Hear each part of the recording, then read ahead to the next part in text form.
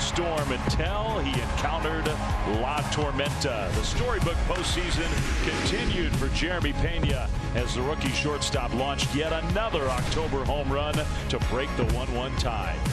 Houston managed to tack on another but squandered many other chances to pad their lead. And wouldn't you know it, Philadelphia finally cracked the armor of the Astros pen, pulling within a run with just a few outs to go. But it was defense that preserved a thrilling 3-2 triumph as Trey Mancini and Chas McCormick came up with two sterling plays to turn back the Phillies. Houston now heads home with a 3-2 series lead, looking to capture a world championship in their own building for the first time in franchise history. Game 6 of the 118th Fall Classic is next.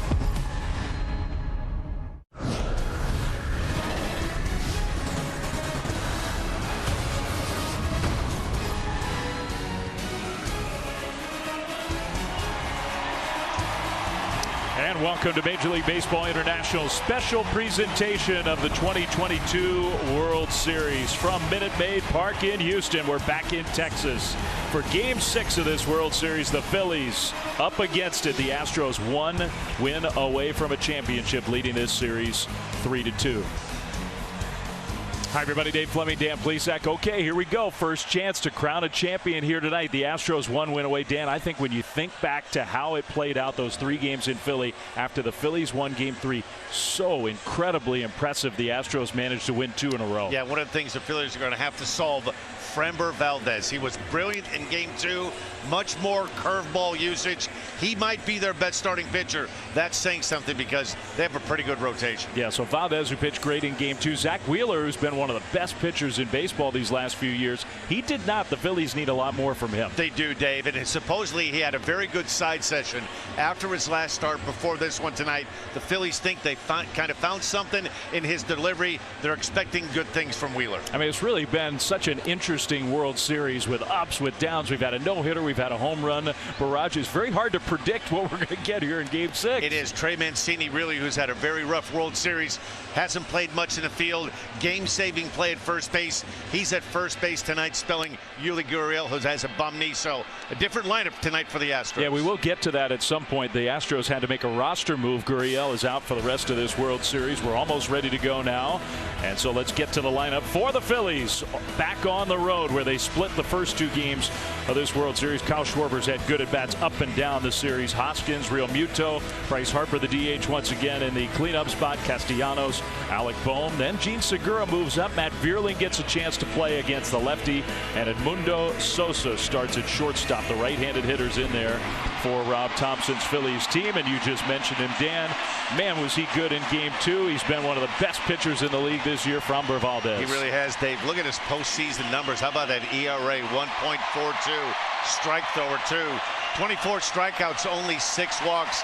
Deadly curveball. He's been on point. Brilliant in Game 2. Does not seem to have any fear of the moment, this young lefty. No, but in his tool bag, he has 5 pitches, and they're all really good. He'll throw that sinker about 49% of the time. A good curveball, borderlining on great. A cutter to change up, and he'll throw that 4-seam fastball. More importantly, he needs the curveball. That sets up the rest of his repertoire. He's a tough matchup for this Phillies team for a couple different reasons. Number one, he's got by far the highest ground ball rate in baseball. Valdez so hard to get the ball in the air against, and he's so good against lefties. Schwarber and Harper are kind of neutralized against him. Well, the ballpark is buzzing. Astros fans hoping to see a championship tonight. Kyle Schwarber for the Phillies stands in, and here we go. Game 6 of the World Series is underway, and the sinker just a little bit low. Our home plate umpire, Lance Barksdale, for Game 6 calls it ball 1. That would be helpful for the Phillies if that pitch is not a strike. It would be. This is, as you touched on, tough for this lineup. With Schwarber and Harper hitting first and fourth in that order. This guy Valdez, he's a tough customer. He had a brilliant curveball in Game 2. When he has that curveball working, Dave, it makes everything else. One of the things he doesn't get enough credit for, sneaky good fastball too. 94 to 96 miles an hour. He can throw it up, and he can throw a 2-seamer down in the zone. Kyle Schwarber only 4 hits in the World Series, but it just seems like he's having good at bats every time up there. Schwarber holds up on a ball low. No, he didn't hold up. Dan Asanya, the crew chief and the third base umpire tonight, said that was a swing. Boy, that's the movement on the fastball from Valdez, 95 miles an hour. And if you're looking for something straight, you're not going to see it. Look at that tailing action. Framber may have caught a break there. That ball looked a little bit low in the zone. So now it's 1-2. Schwarber. Wow. Kyle gave himself up. He started to head back to the dugout. That was right in there and called a ball. Yeah, that's what makes Valdez so tough. He gets such late life, late movement on that fastball. If you're Lance Barksdale, sometimes that late movement, it's hard to see it. Another look at that pitch right here. It looked like it caught a lot of the plate, and it did. I mean, Kyle Schwarber, he knew he was out. He gets a reprieve. 2-2. Valdez. And that one's low with the curveball. You know, we've seen this throughout the World Series. Schwarber takes some really good pitches. Full crew. James Hoy over at first. Pat Hoberg at second. Asanya, Gibson, and Baker. Alan Porter resting tonight. He would be the guy for game 7 behind the plate, and that is no swing. A ball off the plate inside of the Phillies get a big break, a walk to Schwarber, and Framber Valdez, I think he's still thinking about that 2-strike pitch. Yeah, it's a really good pitch. Look at the curveball usage from the regular season, what he did in the World Series. 28% during the regular season. He boosted that almost 41% in game 2 of the World Series. It's a pitch that he needs. It's a pitch that sets up the fastball, and it makes that fastball that much more explosive. And it's been arguably the most dominant pitch for any pitcher in the playoffs, so why not use it a little more? Hoskins' first pitch swing, grounded to third. Bregman gets the out at second. That's one, and they got the double play. What a turn by the Astros. 2 down. You know, for a guy that throws so hard, Valdez, when he's on, he's going to deuce a lot of ground balls. If you're Dusty Baker and a fan of the Astros, you have to like what you see. He can strike you out, but he can also do this. Really nice play by Bregman. He cuts in front of Pena. And a good throw to Altuve right here. Nice throw to Altuve. Mancini sitting in for Gurriel at first base. A beautiful 5-4-3 double play. Yeah, Trey Mancini's over there. He's the guy to get the defensive assignment with Gurriel hurt and out for the rest of the series. So the Astros defense always excellent, especially on the infield, which plays so closely in hand with the strengths of Framber Valdez. 2 down. JT Realmuto, strike 1. Boy, what could have been in game 5, Realmuto with 1 out hit that drive to the gap in right center field. Wonderful play by Chas McCormick, high up off that wall. 0-1. That's a ball outside. Ron Thompson really hoping that the swing, even though he didn't get the result, will carry over here into game 6. Boy, there are some big time catches in the heat of this one here. This was a game changer. Series tied 2 games apiece. And Ryan Presley really appreciated. Look at Pena. This was a wonderful play. I mean, you had 1 out in the 9th inning, down by a run. Bryce Harper coming up. Realmuto, if that's not caught, is at least at second. I would think probably at third with his speed. If the ball carried away even a little bit. Drives that one down the right field line and foul. It's 1-2. Boy, 97 miles an hour, Dave, on that last fastball. Amped up, crowd on its feet. They're smelling blood here early at the juice box. Phillies need JT Realmuto.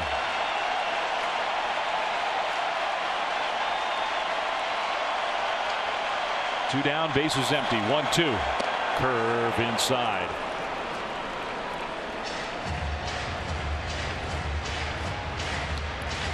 Realmuto had the big game 1, hit the home run that was the difference in extra innings.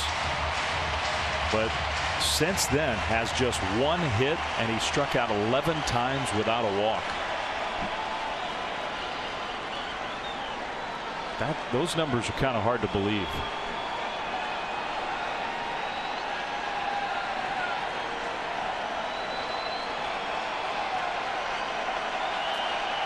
From Valdez, the 2-2. Off the inside, and that actually hit him. Hit him in his foot or his thigh. So that's a base runner for the Phillies. Yeah, one way to get out if you're a real Muto behind it to count 1-2. Nice way to pick up a quick 90 feet. You see Framber kind of a little frustrated. Thought he had Schwarber struck out. And here's a breaking ball, a curveball. See Real Muto right off that front toe. Also got him in the back leg, maybe just on the pants, but it definitely made contact with those uniform pants. So a walk and now a hit batter here in the first inning as Bryce Harper stands in. Harper on the ground. And a nice play. The shortstop playing on the shift. Jeremy Pena got to his feet and throws him out. Man, the Astros defense had a great start to this game. They turned what was not an easy double play, and then after Bregman and Altuve combined on an excellent play to get two, then with 2 outs and the MVP at the plate, Jeremy Pena did this. My goodness, the Astros will come up in the bottom of the first. No score, game 6.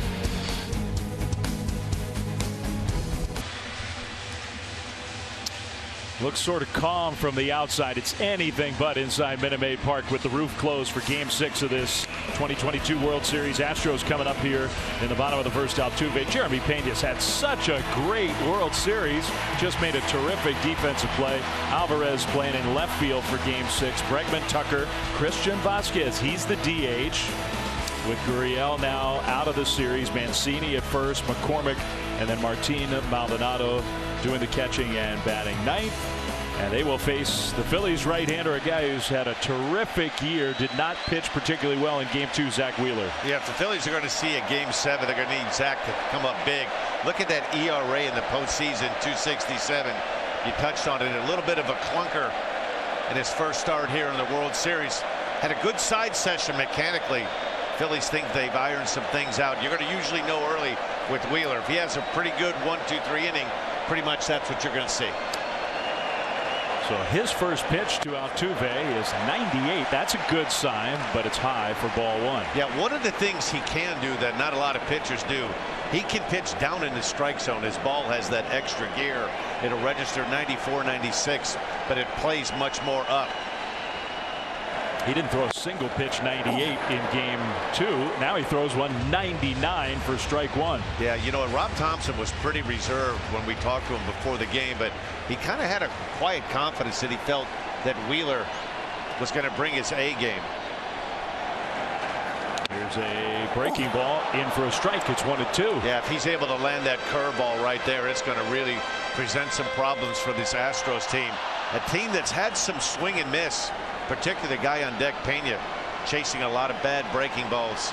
If Wheeler can get ahead with that heater and expand with that curveball, it could be a good night. 1-2. Altuve strikes out swinging, and that one at 98 miles an hour. Man, for the Phillies, what a great start for Wheeler. Yeah, usually with Wheeler, Dave, you know right off the get-go, if he's struggling the first couple of hitters, that's usually he might land on the struggle bus. But boy, he has come out guns a-blazing. A couple of 98s and a 99 to go along with it. Well, they bought him an extra day of rest. He could have pitched in game 5 on normal rest, but Rob Thompson wanted to buy him that extra time, so he really got 2 extra days. And he does look fresh. I know it's only 4 pitches. By the time he threw his 4th pitch in game 2, it was 2-0 with 3 straight doubles. Literally 4 pitches into that game. There's Pena outside at 99. Pena had that big hit off of Syndergaard.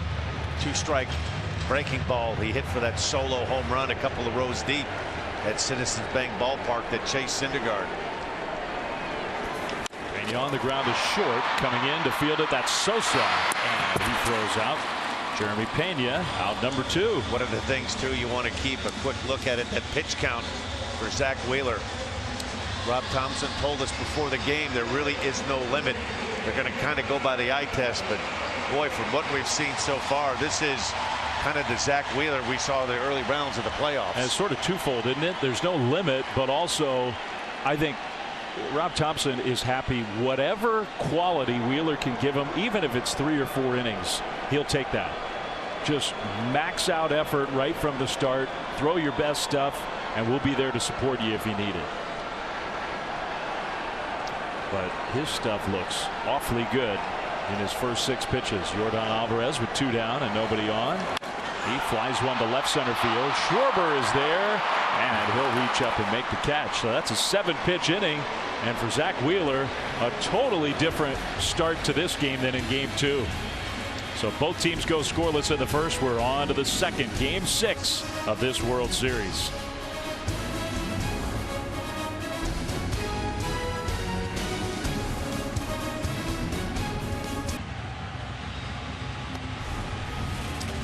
Dave Flemming, Dan Plesac back here in Houston. One thing, Dan, I think the Phillies were feeling after game 5 at home, they missed some mistake. We haven't seen a lot of Houston mistake pitches in this series. They missed some in game 5. And they did, and guys that can normally do some damage. Here's Rhys Hoskins. The ball's supposed to be down, middle. Castellanos, another hanger.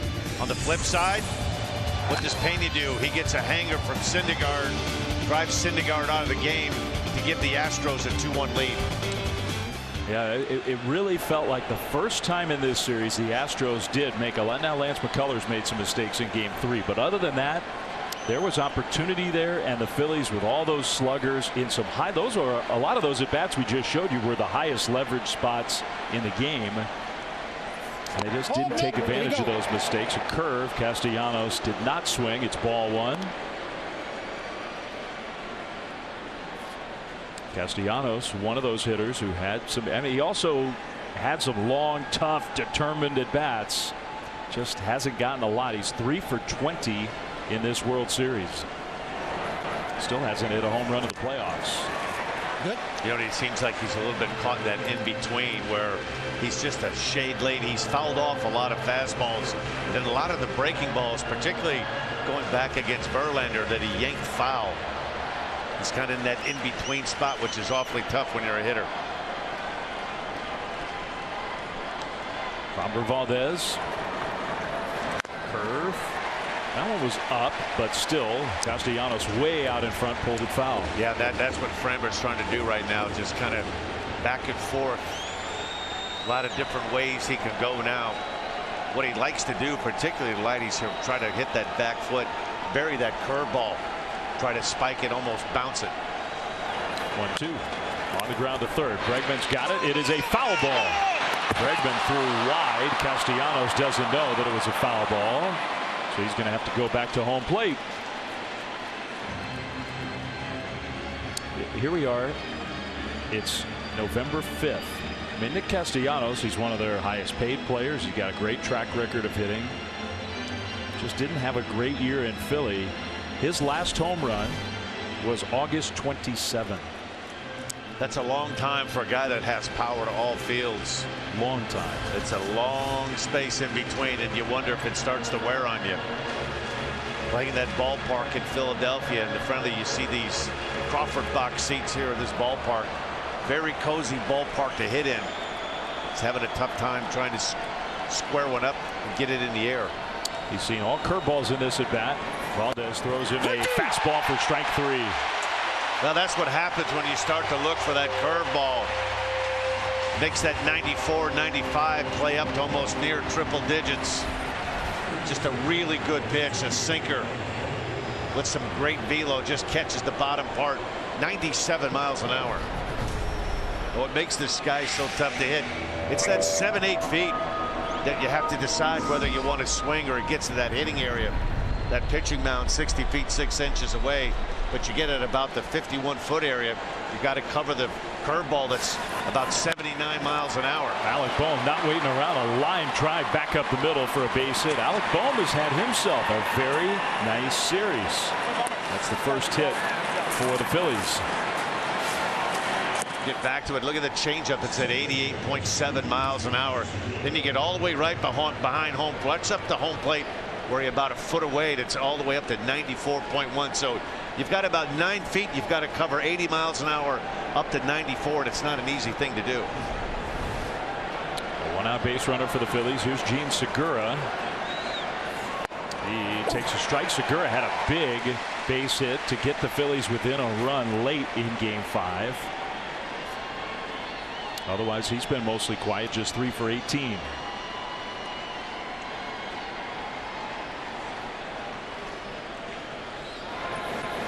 In the dirt, and a nice save by Maldonado. Yeah, getting back to that 8th inning, it was a lot of what could have been or should have been.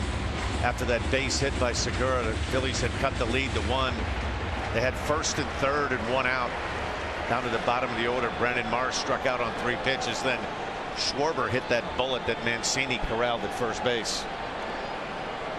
That's a play. If the Phillies don't come back and win this World Series, that's a play people in that town are going to be thinking about for a long time.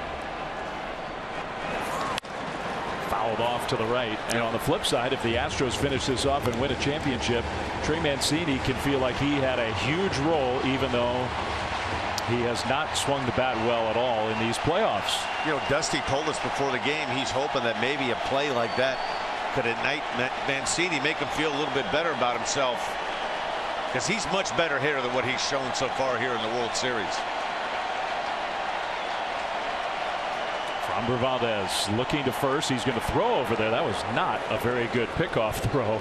And you don't have Yuli Gurriel. We were just talking about Trey Mancini. Not that he's not capable, but Framber Valdez almost threw that one down the right field line. Yeah, that quick step off move right here. You're right. He almost threw this one down the right field line. Segura, wow, very late on that fastball. The play that Dan was just talking about in that crucial spot in Game 5. Well, this is a very difficult play. It was almost hit so hard and on a line that Mancini really had nothing to do but just try to knock it down. He went kind of Marty Brodeur goalie style, just try to knock it down, keep him in front of it. He did, but I mean, if he hadn't fielded that thing cleanly, if it rolls away even by a few feet, the game's going to be tied. Segura got a piece of the curveball. I don't know if it almost feels like Segura doesn't really start to wake up in at bat till he gets 2 strikes. You can get the first 1 or 2 on Segura pretty well, but it's that next one. Seems like he cuts his stroke down, gets in protect mode. Valdez would love to get the ground ball. He's already gotten the Phillies in his innings pitched in this World Series to hit into 3 double plays, including 1 in the first inning. Now time.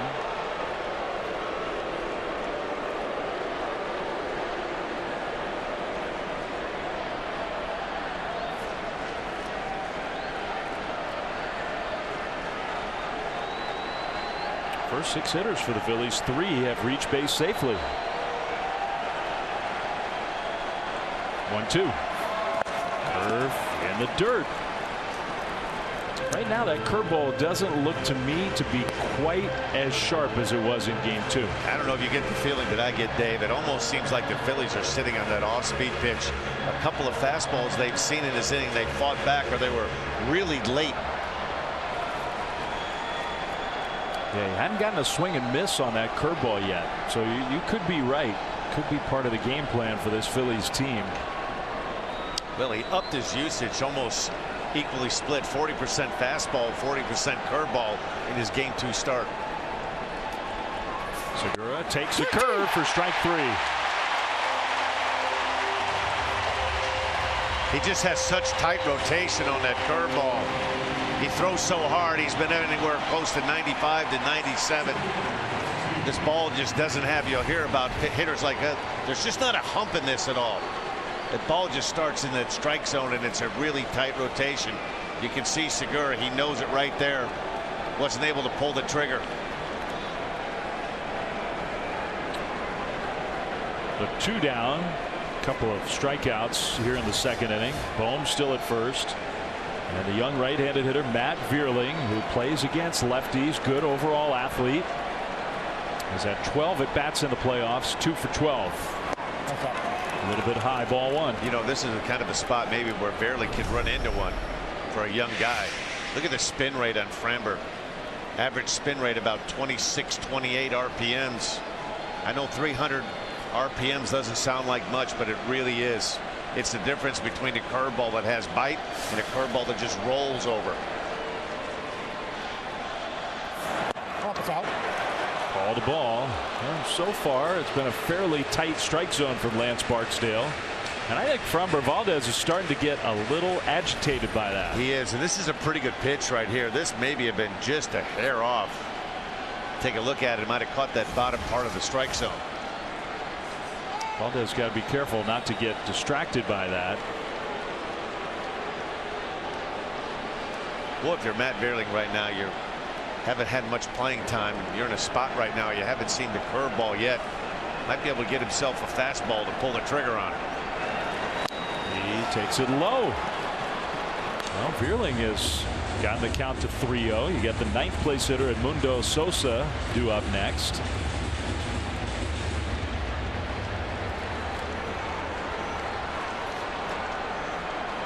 You don't know how many chances you're going to get a fastball. I think if you're looking for something middle end, even though he's a young hitter, go ahead and turn him loose. Well, I don't call the ball. So Valdez getting squeezed just a little bit here. I mean, those are borderline pitches, not guaranteed strikes, but Valdez not getting many of those, and Martin Maldonado maybe sensing a little bit of that frustration's coming out. Yeah, a couple of pitches in this at bat to Vierling were right on the edges.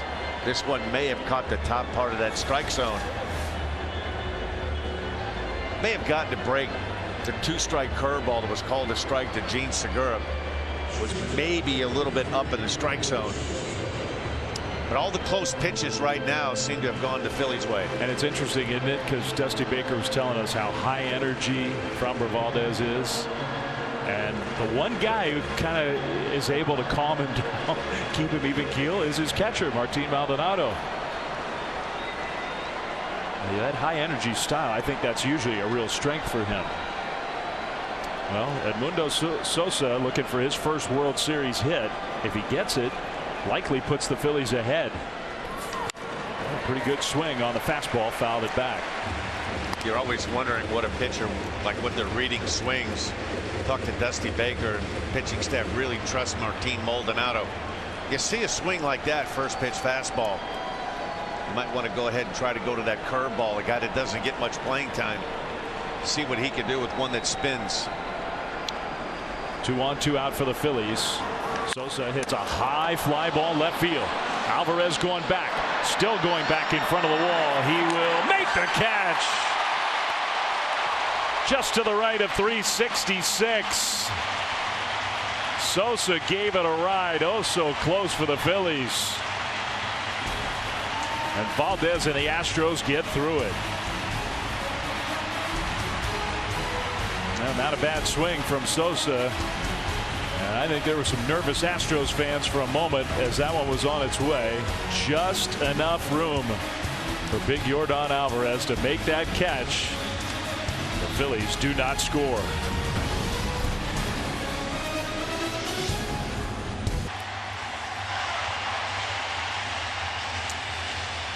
Now Zach Wheeler for the Phillies, great start to his night, and a guy when he's on, he's got one of the best arsenals in the game. Yeah, it only took him 7 pitches in the first inning, but StatCast powered by Google Cloud. Look at this pitch arsenal.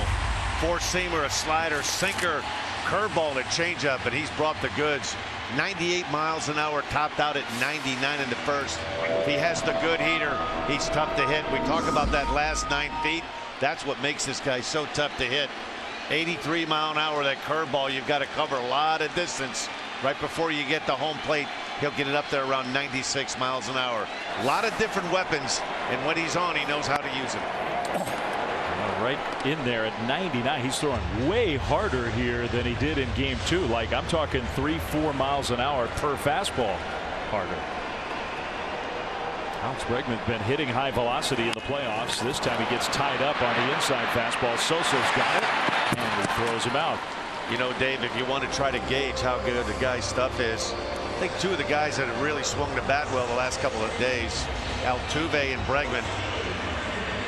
Zach Wheeler's just about knocked the bat out of both of those guys' hands. I mean, he is overpowering right now. Long way to go, but for the Phillies to survive and force a game 7, you had the feeling almost 100%, that had to include Wheeler pitching really well. Well, he was so good early on in the postseason. His fastball velo was up, but this might be the best he's thrown all season long. I've had a chance to see quite a few of his starts, but he's free and easy, staying within his delivery. Kyle Tucker goes to bunt, which gives you an idea of how dominant Wheeler looks in these first couple innings. I mean, it is a smooth 98 miles an hour. What he does such a good job of, too. You know, pitching is so much deception and angles. He throws so well on a downhill plane. He can ride that fastball up in the zone, 98 to 100. And more importantly, he can throw it down in the zone, and he'll get a lot of swings and misses down. The pitch to Tucker. Off the inside. Yeah, that's the two-seam fastball. He'll try to throw that. He'll throw it occasionally to lefties where he'll try to start it at that hip of a front, try to bring it back over the front edge. That was his four-seam velocity in game 2. Tucker got the call there. 98 miles an hour, 1-2.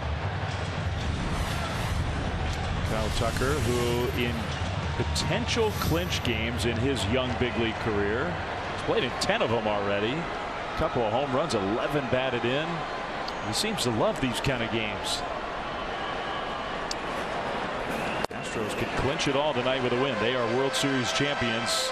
If they win this game 6 here tonight, that one wasn't close from Wheeler, his biggest miss of the game so far. Yeah, what he was trying to do there, try to elevate something out over the zone, maybe to get Tucker to go ahead and chase something.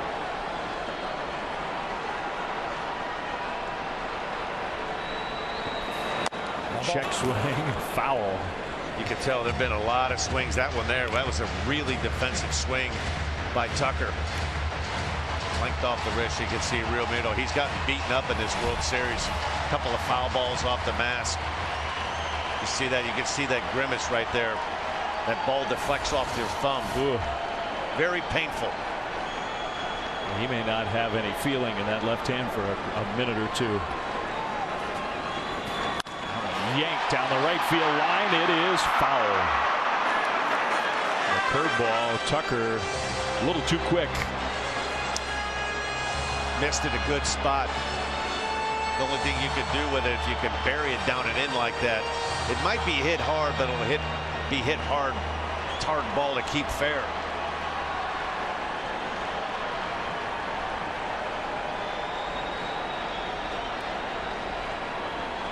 So Kyle Tucker having the longest at bat of the game so far. After Wheeler really cruised through the first 4 hitters. Here's another 2-2. Oh, it's out. Outside, full count.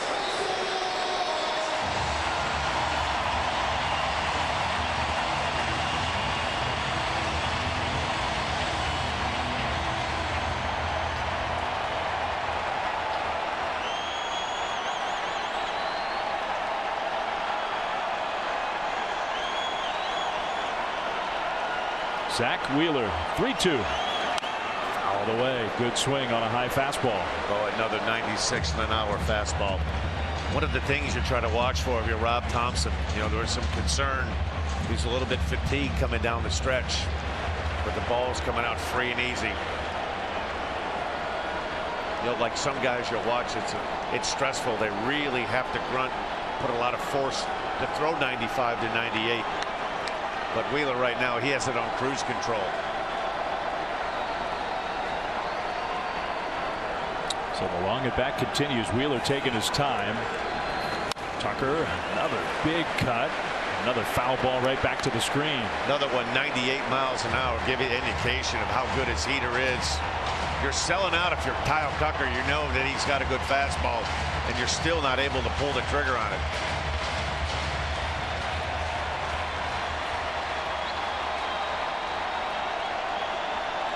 What a battle here.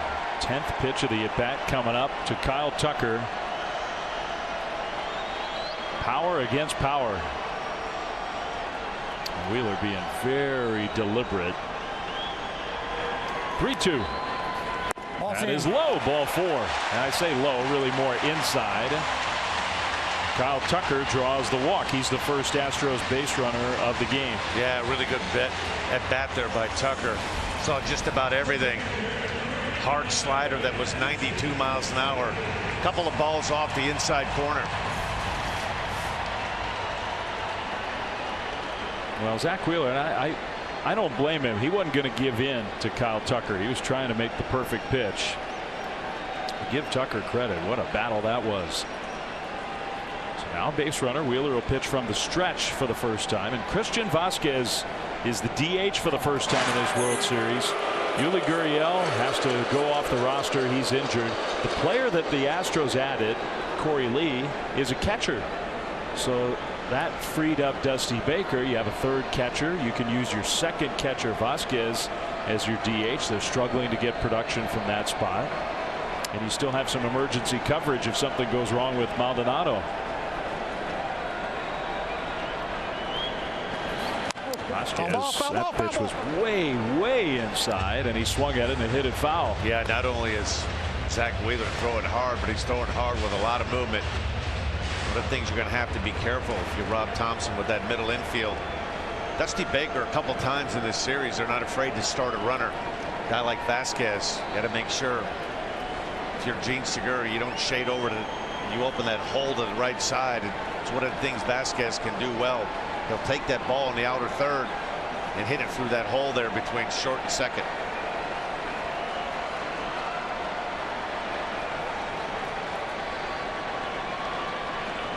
Zach Wheeler from the stretch for the first time. The 0-1.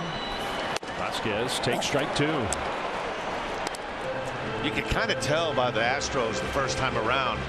It's almost like that fastball has another gear. They're not able to pull the trigger. They've had some pitches that have been in the middle part of the zone. So his fastball must be playing up a lot more than the 97, 98. Astros as a team typically don't take those pitches very often.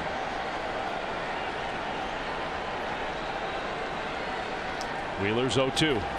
Vasquez on the ground to short. Sosa over to his right, has it, a little bobble, gets the out at second. Segura the arm strength to turn the double play.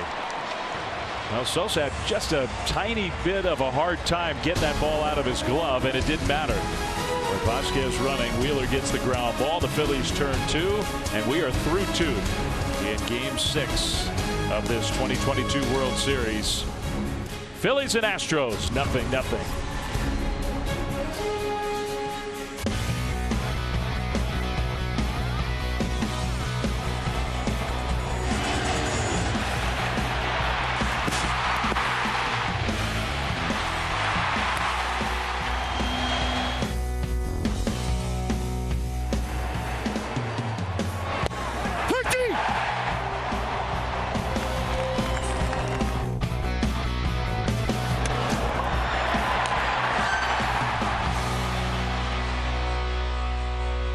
Well, this Game 6, same pitching matchup we had in Game 2, has a much different feel. That game, the Astros jumped out ahead immediately.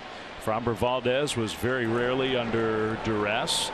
Tonight, Zach Wheeler's been in control, and Valdez has been the guy who has been pressured in the first 2 innings. And now the Phillies turn the lineup over. Second time through now for the big hitters. Scoreless game, inning number 3. And Kyle Schwarber against the lefty takes a ball. Framber's been empty out the sink to the righties. He's thrown 13 curveballs. 12 of them have been to the right-handed hitters. That last out in the second inning, Sosa drove one to the wall on a curveball. So maybe a little different approach this time. He threw that curve to Schwarber, but he missed. That one came inside, almost hit him. Valdez a little erratic right now. Talking to himself. Sometimes you got to have a little meeting with yourself.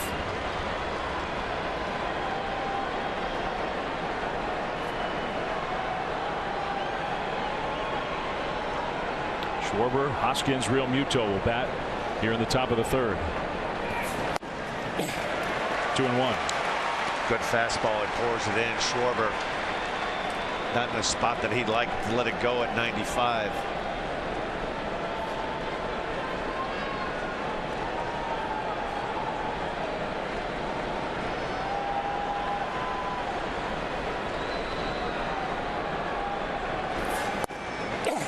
2-2. Yeah, he has such good movement on that fastball. You've got count leverage there. If you're Schwarber, probably looking for something up in the zone. You get the two-seamer, the sinker just catches that bottom part. Problem is high velo at 96 miles an hour.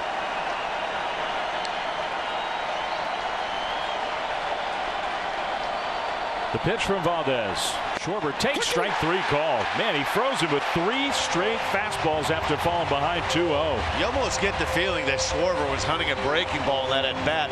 He took the last 2 pitches. One was center cut. That was a very located 97-mile-an-hour fastball. Look at the target from Maldonado. Bullseye. Doesn't even have to really frame that one up. Ooh, and you could see that movement coming back to the target from Valdez. That's a pretty great job of getting through Schwarber after falling behind. Now Hoskins takes one right in there for a called strike. Yeah, you almost get the feeling right now that Hoskins is really caught that in between. Had a pitch to hit right there. Didn't pull the trigger on it. Grounded into a double play in his first at bat on the first pitch. And no swing. Could have been called a strike. Wasn't. And then the appeal denied. It's 1-1. Now another close pitch. This is a changeup from Framber that's up. He doesn't throw many changeups. This one's 90 miles an hour.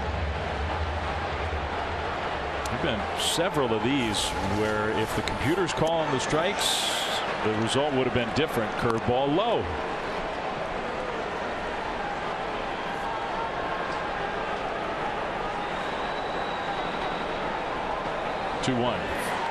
That's right in there. 2-2.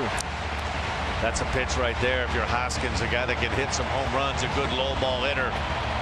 You get a fastball to hit, that might have been the pitch. The only good pitch you're going to see to hit in the rest of this at bat. Valdez.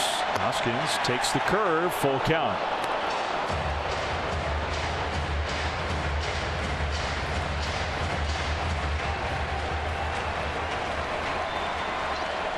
Muto waiting to hit next. 3-2. Hoskins on the ground toward third, and it gets by Bregman, but it's a foul ball. A foul ball. Bregman couldn't field it cleanly. The call is, where is the ball in relation to the third base bag as it passes the bag?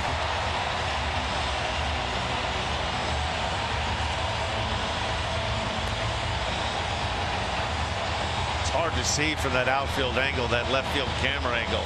This is a better look at it. That is so close. It almost landed on the foul line. You almost wonder, how is it possible that it didn't catch a little piece of the bag on its way by if it landed that close to the foul line. The guy with the best view in the whole ballpark is the guy making the call, though. And there's no replay. Can't challenge that call. 3-2 again, and Hoskins taps his chest. Valdez, meanwhile, he's just been ready to go. Curve, strike 3. Yep, locked Hoskins up there. Went to an off-speed pitch, 3-2. Hoskins had a good pitch to hit, 2-1. He let it go. He didn't pull the trigger on it. What a good pitcher will do. Locked him up on a breaking ball. 3 balls and 2 strikes. See that curveball, boy, that's a dandy. Tough couple games for Rhys Hoskins. Still plenty of time here in this game 6. All 4 of Valdez's strikeouts so far called strike 3s. Outside the real Muto. Sometimes you wonder, the more and more you get some looks to watch Rhys Hoskins, if he doesn't have his mind made up, he's pretty much guessing up there what he thinks is coming. He fouled the previous pitch off, which was a curveball to third base. Then he had that last 3-2 pitch. He almost took it like he hadn't seen a curveball in the at bat. That's a good point. Nobody had more strikeouts on curveballs in the regular season than this guy, Valdez. Real Muto was hit by a pitch his first time up. It might be the best curveball in the game. 2-1. See a little Framber a little upset with himself. Hasn't had the best of luck as far as he's Had several pitches, about 4 or 5, that have been right on the edges that have all been called balls. So maybe a little bit of frustration.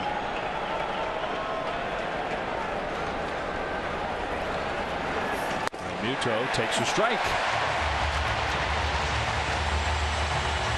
Similar to that bat that Hoskins just had, you get a count leverage, 2 balls and 1 strike. You get a heater on the inner third, you let it go. Now you've got to cover that curveball.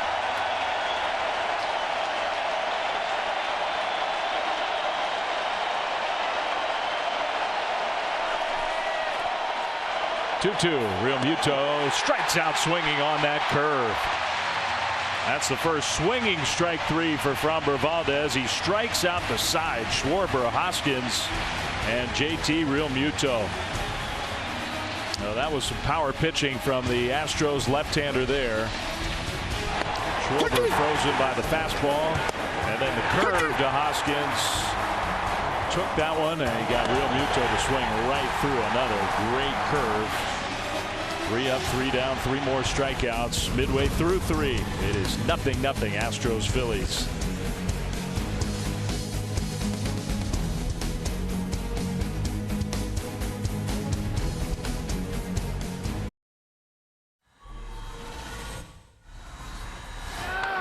There it goes, a long drive. If it stays fair, home run. We will have a 7th game in this 1975 World Series.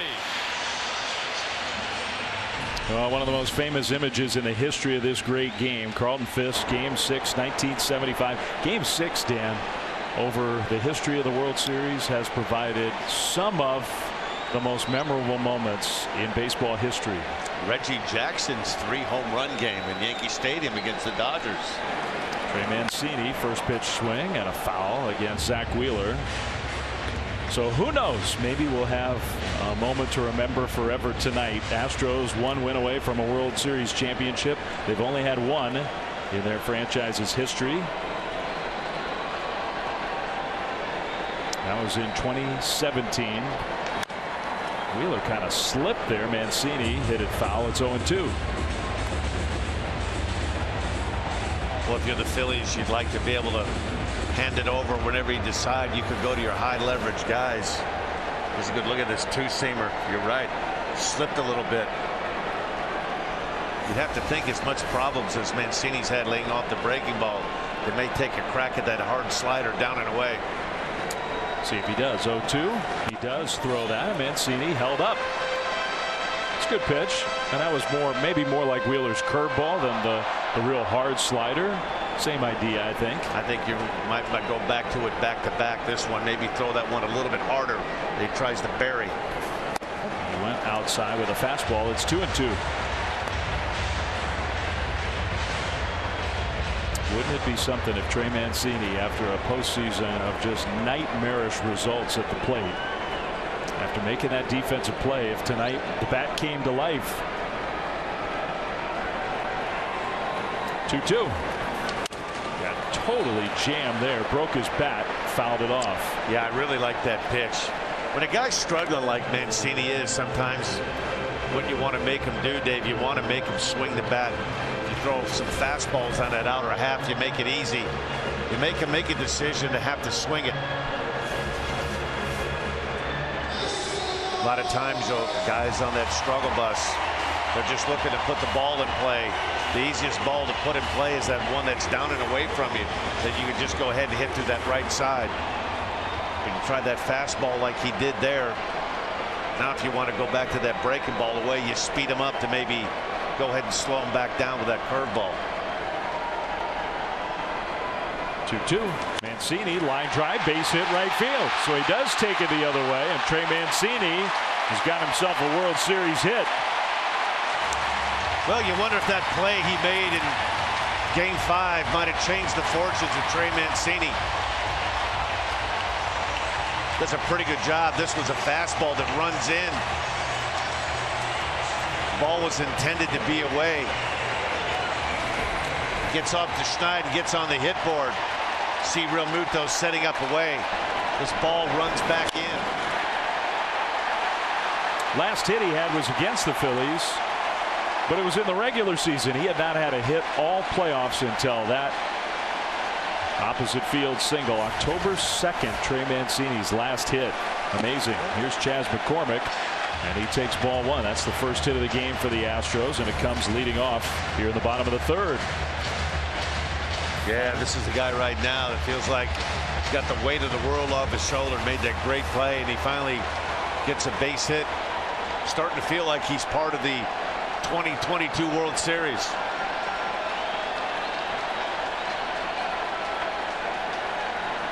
McCormick, who had that unforgettable catch late last game, fouls this one out of play. You and I were down in the clubhouse before the game, and there was a cool moment. Trey Mancini was kind of alone at his locker, and Justin Verlander walked across the clubhouse and just went over and he gave Mancini a hug, and he spent maybe a good 30 seconds right in his ear quietly, and we were just imagining what the message was, but helping save his win, the Astros win in Game 5, and knowing Verlander that Mancini was going to start at first base tonight, just an extra boost of confidence for his team tonight. That's the woo! Got a knock finally. That was a cool moment, I thought. As a veteran trying to give his teammate a boost.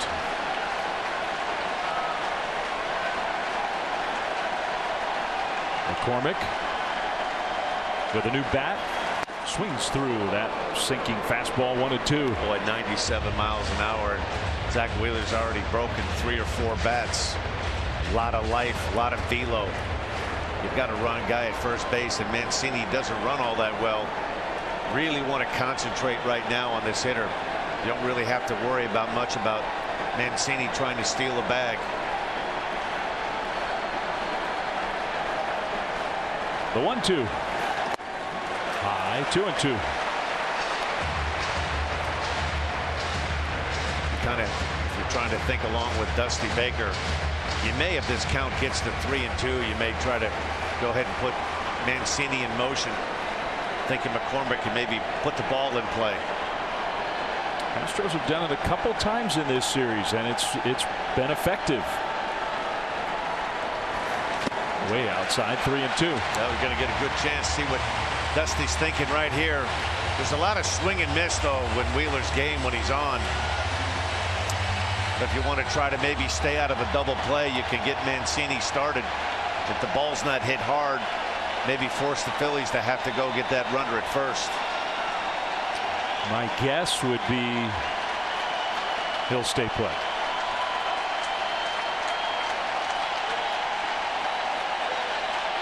Mancini leads away from first. Not going. 3-2. Another broken bat. It's a comebacker. Wheeler does a great job of fielding it. Got the out at second. Not in time. Segura's return to first. Man, there was a lot going on. The barrel of the bat was flying by. Wheeler had to avoid that, field the ball, spin around. He had 2 infielders converging, and he made a good feed, and they almost turned 2. Boy, talk about concentration. You've got a barrel coming right back at you. Makes a great pitch here. Look at this barrel coming right at him. And a really good toss for Segura. McCormick runs so well. Another broken bat. Look at this one right off the handle. Wow. Heads up play by Wheeler.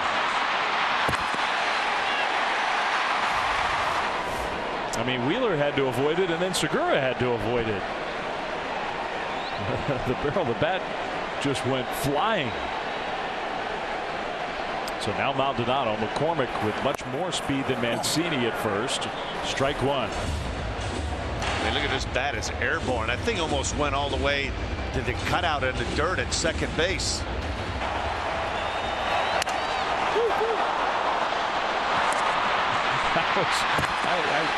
I don't know the last time I saw a barrel with that much speed still as it skipped by the second baseman. Wheeler's 0-1. He really has. I think he's broken about 5 bats already. It's the 3rd inning. A lot of late life on that fastball. Using the first time through a lineup as a hitter, you're trying to gauge, see what he's got. through the first 37 pitches. A little extra gear on that fastball tonight from Zach Wheeler.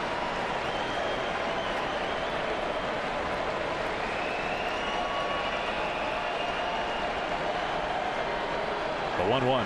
Maldonado softly on the ground toward third. Going to be a tough play. Bohm scoops it up. Bohm throws just in time to get the catcher running. Maldonado. Well, we've seen Bohm make just about every play a third baseman has to make so far in this series. He's playing deep because Maldonado doesn't run all that well. And another jam shot as Wheeler continues to stay off the barrels. You see Bohm is playing back behind the bag. Fields it with the glove. A step and a throw, and a good play by Rhys Hoskins. Beats him by about a half a step. Well, Maldonado's a great player, but he is unquestionably one of the slowest runners in baseball. And it allowed Bohm to play deeper and still make that play. Well, now the Astros, though, do have their first runner in scoring position. And it comes with Altuve at the plate. Chance to grab the lead. Altuve takes high. Yeah, this is the spot that makes it so tough to pitch to Altuve. It's kind of hard at times to set him up for a particular pitch that you want to throw, because Davey gets in swing mode so much of the time. You want to set up maybe a breaking ball with a high fastball. He'll swing at just about everything.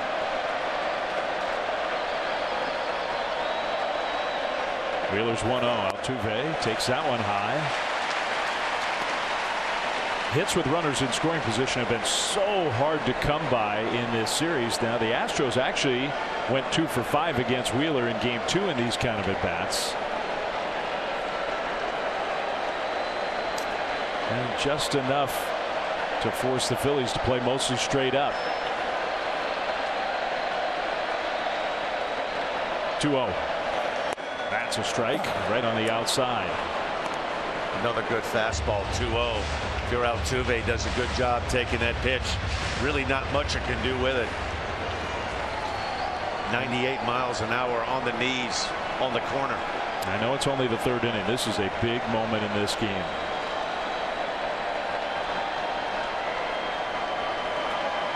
Two 1. Strike 2. The way the Astros can match up out of their bullpen, an early lead, even if it's a small lead. You wonder if you're Wheeler, if you go back to the well 3 times in a row. Fell behind 2-0. 2-0 fastball outside corner. 2-1 fastball outside corner. Let's see. The 2-2. Altuve fouls it back. He went up with the fastball. 98 miles an hour. The thing you can do sometimes with Altuve, he can get a little bit of wild swing in him. Isn't that pretty amazing? Astros haven't had a hit with 2 outs and a runner in scoring position in this World Series yet. A lot of times as a pitcher, you hate to get beat on your second best pitch. This might be a time to try that breaking ball, that big sweeper down and away. 2-2. Went with the fastball and struck him out. Wow, what a pitch. 98 with a lot of down and in movement. Well, Jose Altuve, the guy the Astros, I think, wanted up in that spot, a chance to put Houston ahead. Instead goes down swinging. We go to the 4th. 0-0.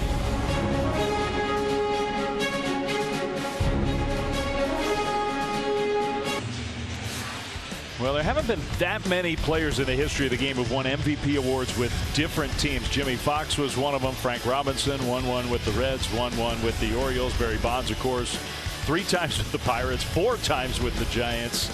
A-Rod in Texas and with the Yankees. And Bryce Harper, 2015 National League MVP with the Nationals. 2021 last year, the MVP with the Phillies. Trying to lead the Phillies to a World Series championship. This is Bryce's first chance to play in a World Series. Remember, he had already gone to Philadelphia when the Nationals took down this Astros team in 2019. And he leads off here in the 4th against Framber Valdez. Took a good play by Jeremy Pena to throw out Harper. Back in the first inning, he's 0 for 1.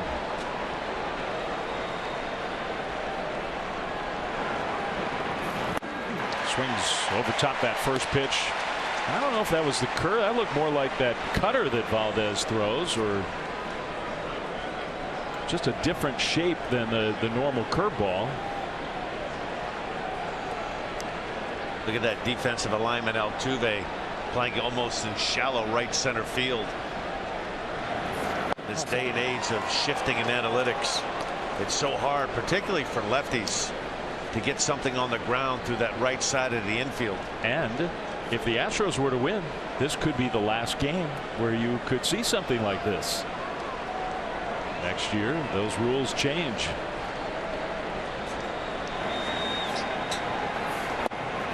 Beauty. 1 and 2. Boy, that's such a tough pitch. Pitchers, you need to make good pitches on 1 and 1 and 2 and 2 counts, and that was a 1-1 curveball down and away. Hard to throw one better than that.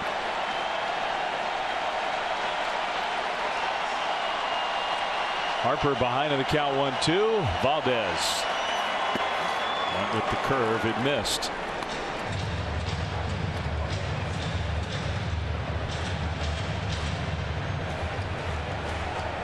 Harper, Castellanos, and Alec Bohm, a lefty, and then all righties lined up after this.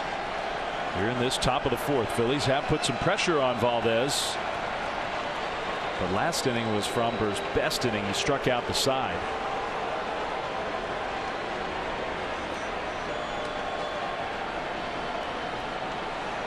Phillies have done this quite a few times. I think, Valdez, when he gets going, especially with Maldonado, who he trusts, the pitch calm, it can go real fast. Got him with the fastball right in under his hands. 4 straight strikeouts for the lefty. Wow, threw him a 1-1 curveball on the outside corner. He comes back with a 2-seam fastball, 97 miles an hour. It starts off looking like it's going to be a strike on the inside third. Look at the tail and movement on that pitch. Even if Harper does get wood on it, the only thing he's going to be able to do with this one is maybe stay alive and hit it off his hands. Look at that movement.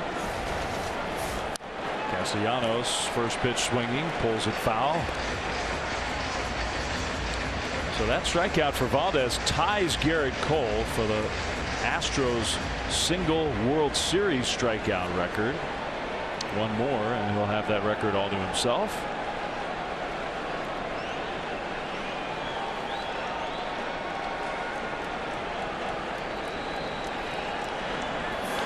Castellanos behind 0-2. Yeah, we touched on it in the first at bat from Castellanos. He's a little ahead of the curveball. He's not able to keep it fair. And when he gets a good fastball to hit like that one there, it's 97. At that speed, just a little slow right now. So he's not on time against any of these pitches. Now he's in that in-between spot, which you're in just struggle mode right now. Had a couple of good at-bats, though, off of Verlander in Game 5. Verlander got away with a hanging breaking ball in that last at-bat that he popped up.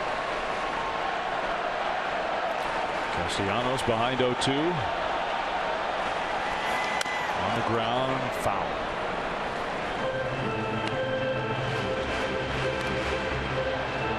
The only thing you want to do right now if you're Valdez is you're going to just want to stay out of that middle part of the plate. But you've got a hitter like Castellanos. All the off-speed pitches, he's rolling over and pulling it foul. And he's late on the fastball. You just want to make sure you stay out of that middle part of the plate.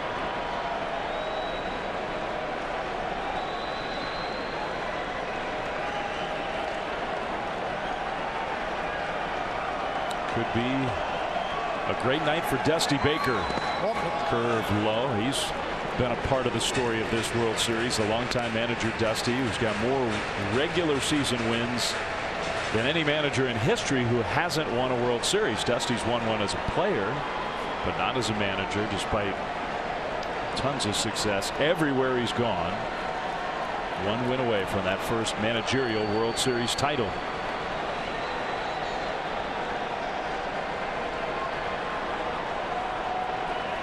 Pitch number 59 for Valdez. No.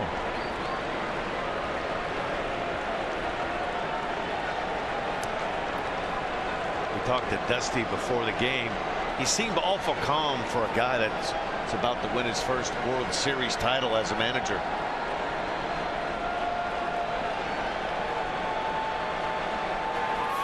Oh, no, did he go? Did he go?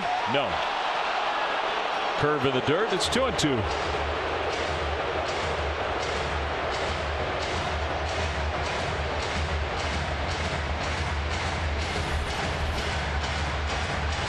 Another curveball. You can see it. Castellanos clearly held up. You know,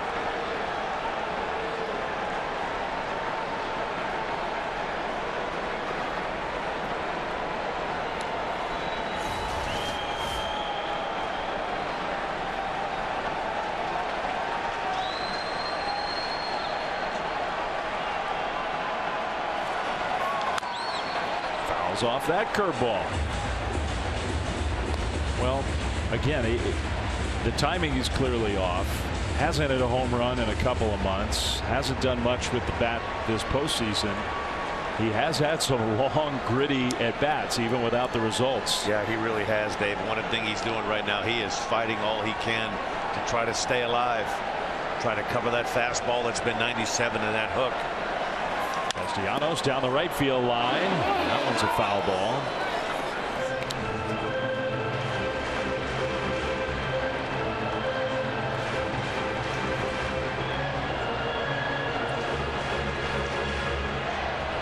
This will be the 8th pitch of the at-bat to Nick Castellanos. Who would have ever thought we'd say the highlight for Castellanos in these playoffs has been his defense, but it has been.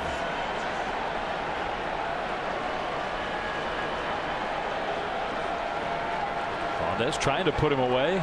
Another 2-2. Castellanos lays off the curve. Pretty good at bat so far for Castellanos. Framber's thrown everything that he can possibly do. He's tried the fastball up. He's tried it in. He stayed alive with a couple of fastballs. He's fouled off. Got a guy in Bohm on deck. Had a pretty good at bat. Had a base hit in his first AB. 3-2. Castellanos somehow, I don't know how, got a piece of that one.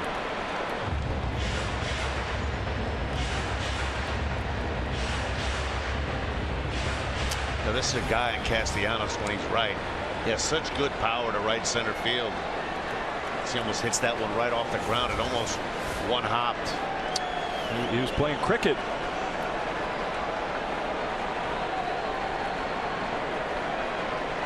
Valdez, Framber is. Machado needed a minute or what? Valdez went down into a crouch. Now stands back up. Long at bat here. 3-2 is strike 3 called, and Castellanos can't believe it. Yeah, Framber Valdez has had about 4 or 5 pitches not go his way, but he catches a break on that one right there. I think pretty legitimate argument from Castellanos. A fastball that was in, looked like it missed maybe a ball on the inside part of the plate. Maldonado tries to sell that one as if it's a strike.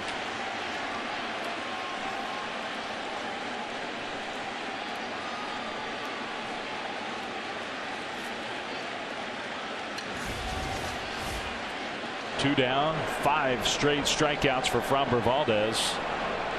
Alec Bohm, the hitter, as you said, he had a base hit his first time up. The all-time World Series record for consecutive strikeouts is 6.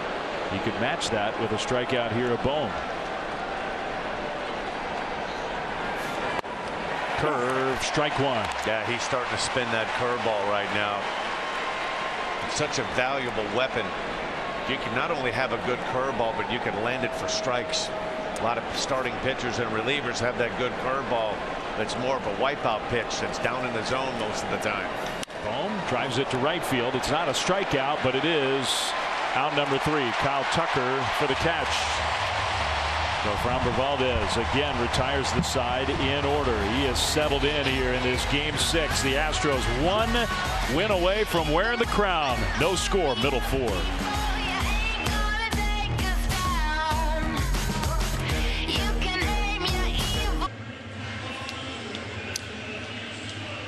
Dusty Baker and the Astros leading this World Series 3-2. Dusty was part of that elite 2000 win club. Joe Torre, Leo DeRocher, a part of the club. Walter Alston, Bobby Cox. The true all-time greats in the history of baseball. John McGraw, almost 3,000. Connie Mack, nobody's ever going to catch that. 3,776 wins. Bochy, Bucky Harris, Joe McCarthy, Tony La Russa, and Dusty Baker. And Dusty's the only one who's in that elite club who hasn't, as a manager, won a World Series title. He can do that tonight with a win.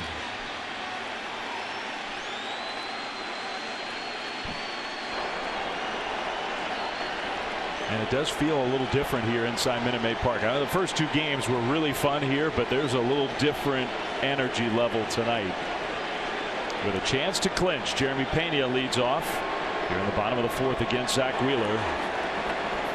First pitch swing and another base hit for Jeremy Pena. Schwarber hustles over and scoops it up. Pena is aboard to start the bottom of the 4th. Man, has he been good. He really has, and the Phillies have thrown everything they can at him. He's covered some breaking balls.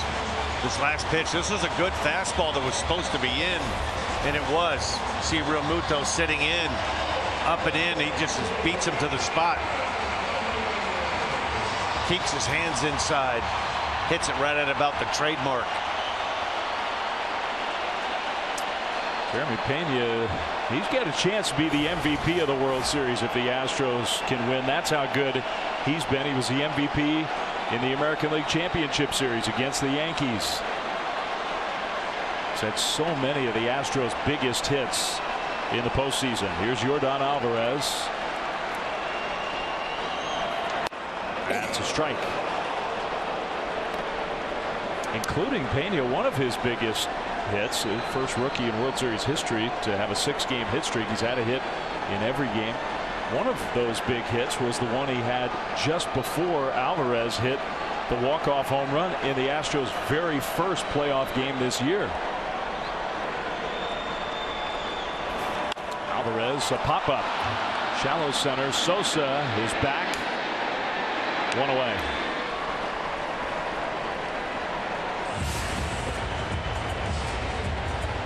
It's a pretty elite club. We were talking about the managerial 2000 win club. Players who've won the LCS and World Series MVP in the same year.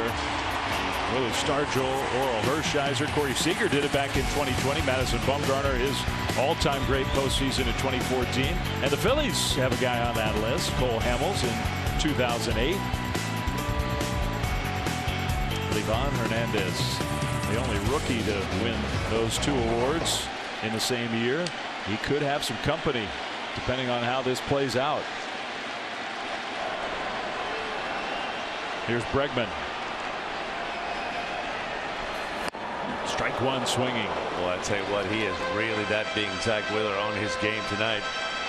We were talking, it'd be interesting to see second time through the lineup what kind of reaction Wheeler's going to get off of his pitches. Overmatched Bregman in his first at bat. He hit that soft grounder to Sosa at short. Swings over that 97-mile-an-hour sinker.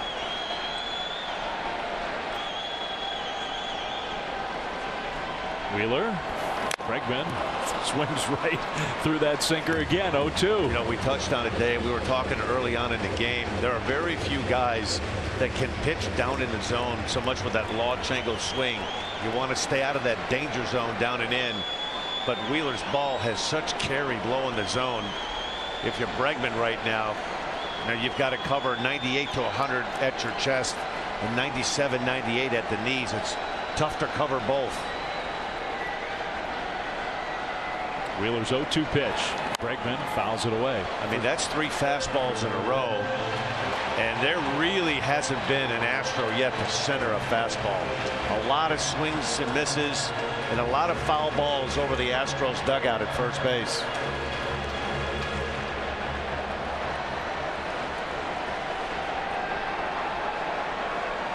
Pena, good base runner, good speed over at first. 1 out. Wheeler another 0-2, and he got him with the breaking ball. Threw that curveball for strike 3. Oh, and it has such good tight rotation. If you're Bregman, you were just beating on a couple of fastballs, so you want to make sure you get that fat head started. Just a good high spin breaking ball. Same two starters here tonight as in game 2.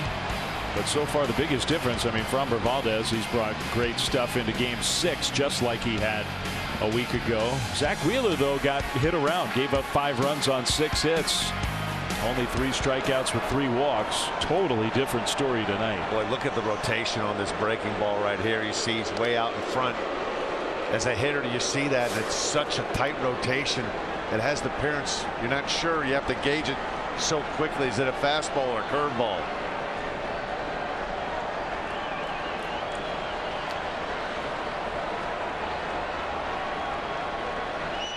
Two down, Kyle Tucker stands in. Tucker had the best at bat the first time through. This time, though, it's going to be a 1-pitch at bat. Charging Segura, got him at first.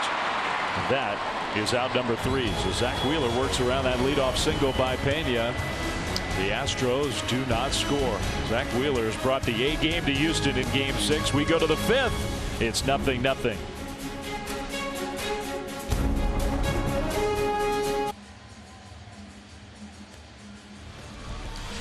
Well, Dan already mentioned it, one of the all-time great performances in the history of the World Series. Game 6, 1977. Before this day, Reggie really wasn't known as Mr. October.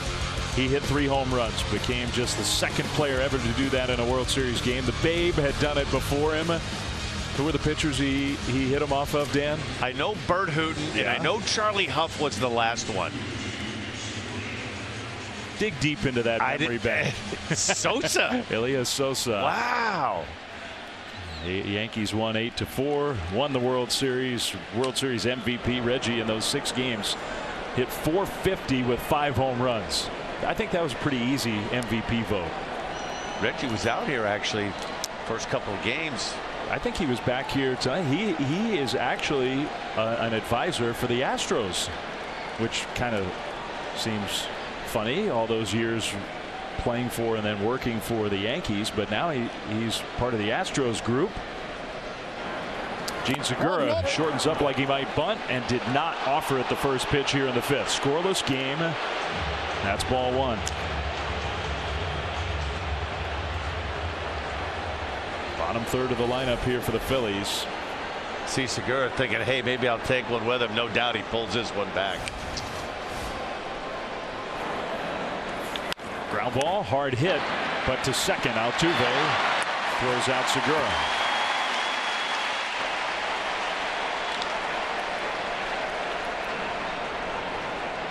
Both starters getting ahead, throwing strikes. Defense has been airtight.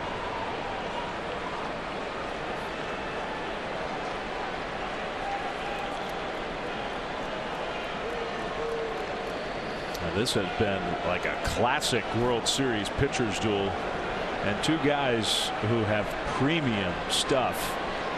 Framber Valdez and Zach Wheeler. Matt Vierling drew a walk his first time up.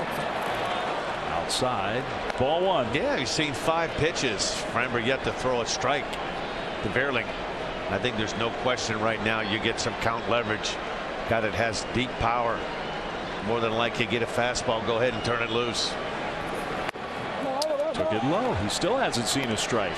You know, sometimes when you don't have enough information, when you face the hitter, where they stand in the box, what they like to swing at, you're kind of gauging. You throw a pitch, you want to see a swing, you want to see a reaction. There's a strike. And you might even glean something from a take. Like, okay, maybe he's not looking in that spot. 2-1. Well, thank you. 3-1.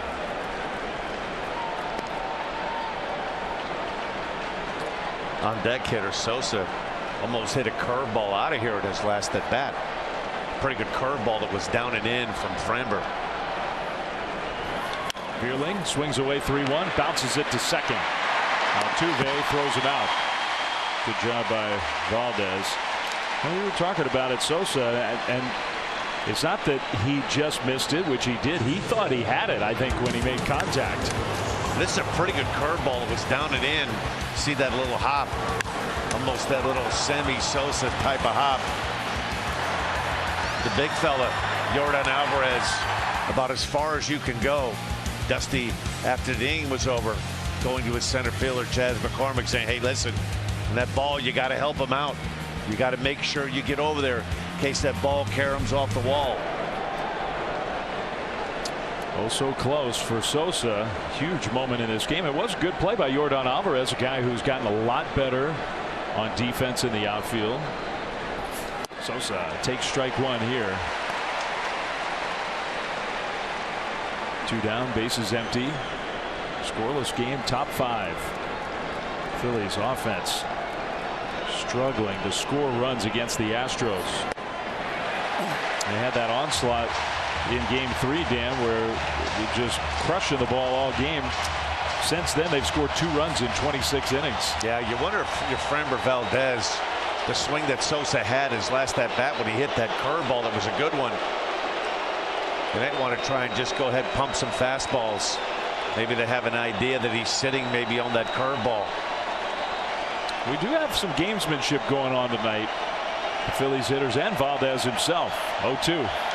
Sosa fouls the fastball away.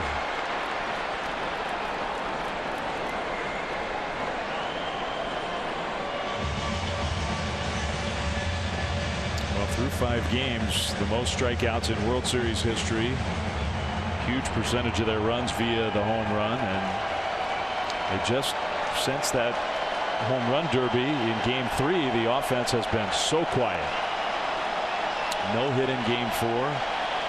Being shut out here in game 6. Sosa takes it high.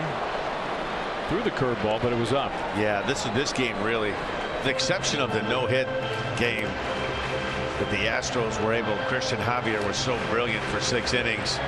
This is really the first start where we've had both starters that really look like they're locked in right now. Framber was so good in game 2, and Zach Wheeler so far through 4 has been about as good as he's been all season long. Valdez the 1-2. Sosa stays alive.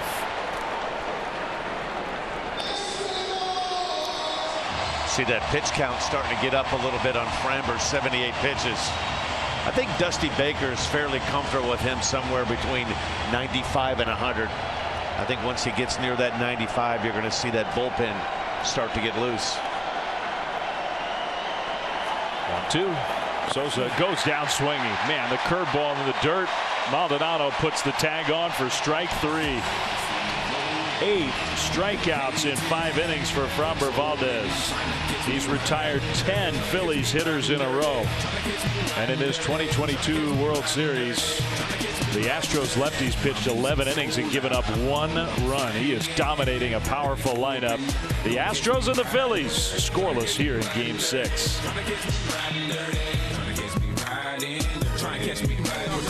They can see me lean. I'm tense, so it ain't easy to be seen. Police see me ride by, they can see the gleam.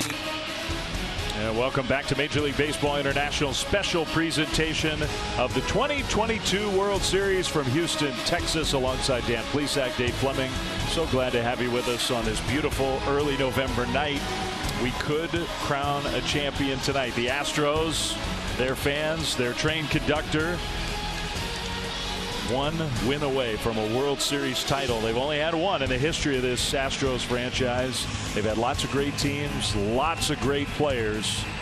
2017, their only championship banner. And as we get into the middle innings, the drama builds. We are having a classic pitcher's duel here in game 6. Framber Valdez for the Astros, and this guy, Zach Wheeler, for the Phillies. Boy, any questions about Zach Wheeler? You know, there were some hints tossed last couple of days that he had a great bullpen session after his last start.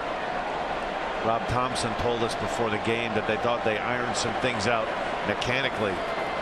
You could almost tell right from the get-go too, Dave. He was 98, 99 right out of the chute. His first 2 pitches, I think, were exactly that, 98 and 99. We didn't see anything close to that in game 2. Yeah, and he's normally the guy. What you see is what you get in the first inning. If he struggles a little bit, you know, you're going to see 94s and 95s. That's about what you're going to get the rest of the night. Vasquez, chopper over the mound. Segura's got it. He throws out Christian Vasquez. Well, really good job there by Gene Segura. That's one of those balls that takes a couple of hops. You can almost sometimes panic as a middle infielder. You come in on that thing, and next thing you do, you get caught in an in-between hop. Vasquez doesn't run all that well. He does a good job. This ball's bounded right over the mound. Watch Segura. He kind of hangs back, gathers himself, knows that he has time. Pretty good play. You have all the time in the world when a guy doesn't run well.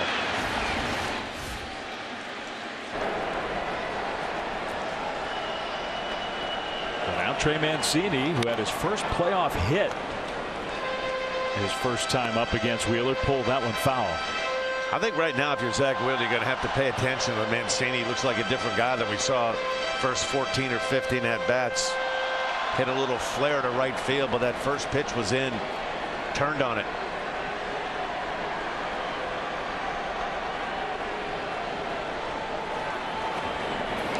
You hate to draw any comparisons, but it seems like Mancini and Nick Castellanos are kind of in the same boat right now. They're ahead of the off-speed stuff. The fastballs are beating them. Tough place to be when you're in between place. Wheeler spins that curveball. It might not be Framber Valdez's curveball, but it's a pretty good one. Now, I tell you what he's done too. He's made the Astros hitters so aware of that heater that he may just start mixing that breaking ball into play a little bit more this second and third time around the order. Here's his 1-2. Little jam shot foul. And it is interesting. Valdez has used the strikeout. He's got 8 strikeouts, whereas Wheeler has 3. But I would argue that the stuff has been just as dominant. He's relying on just very weak contact. Astros have hardly hit a ball hard. In fact, if you go by the criteria of what StatCast calls a hard hit ball in the dirt, the Astros haven't had a single one. All 5 hard hit balls in this game have come on the Phillies side. Yeah, Mancini hit a little flare, kind of soft serve line drive, and same thing with Jeremy Pena. There really hasn't been a ball barreled up really on either side. Sosa hit that curveball deep to the wall that the big fella tracked down right by the 366 sign, but other than that, both pitchers been overpowering. Phillies still only have the 1 hit. Alec Bohm's single. Astros have 2. Mancini goes down swinging, went back to the curve.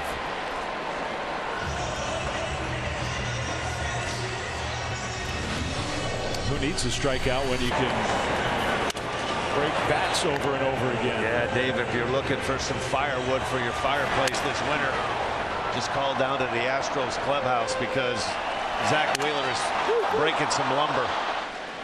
Look at this one. That one right was off amazing. the barrel, right? That bat just exploded. So now 2 down for McCormick.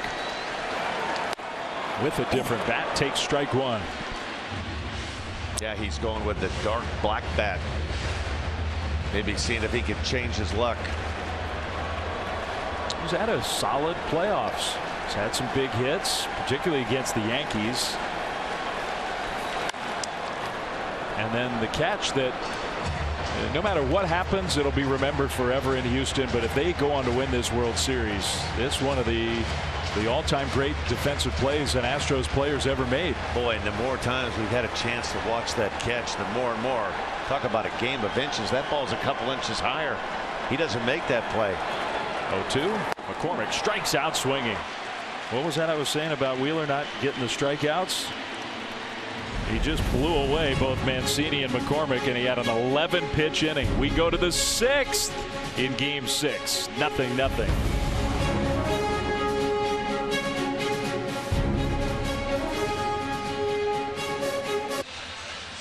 Hey, warm temperatures in Houston. Not very good weather for a snowman, but how about a package of snowman strikeouts? 8 for Framber Valdez on the night. Called looking, swinging, curveballs, fastballs. He's been up, down, in and out. Righties, lefties.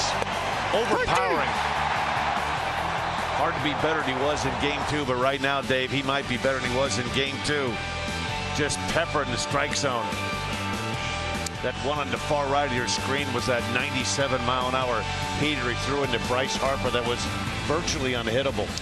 I mean, this is a Phillies lineup that before this World Series was just bludgeoning opponents. They were swinging the bats better than any offense in the postseason. It really wasn't even close.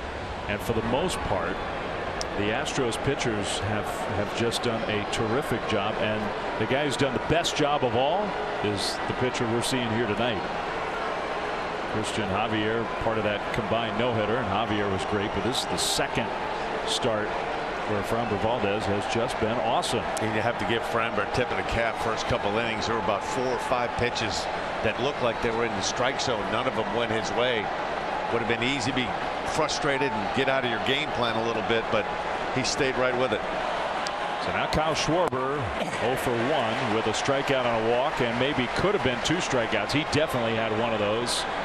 Schwarber talking to Lance Barksdale here. Christian Javier, we suspect he'd be a big part of the pitching plan if this goes to Game 7. Might be the starter on short rest for the Astros tomorrow night. This is an interesting inning here because as dominant as he's been, 81 pitches now for Valdez, and the 3rd time he's facing the top of the order. You know, I think similar to Zach Wheeler, somewhere around 95 to 100. It's going to be that magic number where we're going to see some bullpen activity. Schwarber, man, you don't see Kyle Schwarber look the way he's looked in these at-bats very often. You know, both of these starters have thrown a lot of fastballs, but it's almost like in the last couple of innings, both Wheeler and Valdez, they're starting to use that spinner more. 1-2.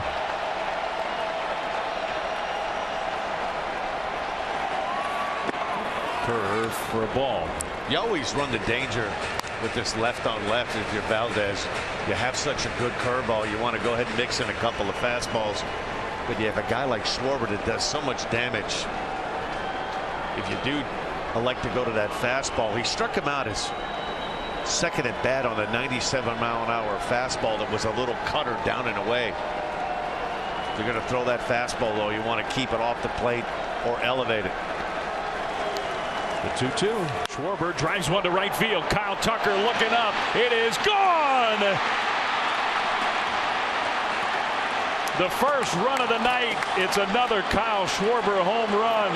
His 6th of the playoffs.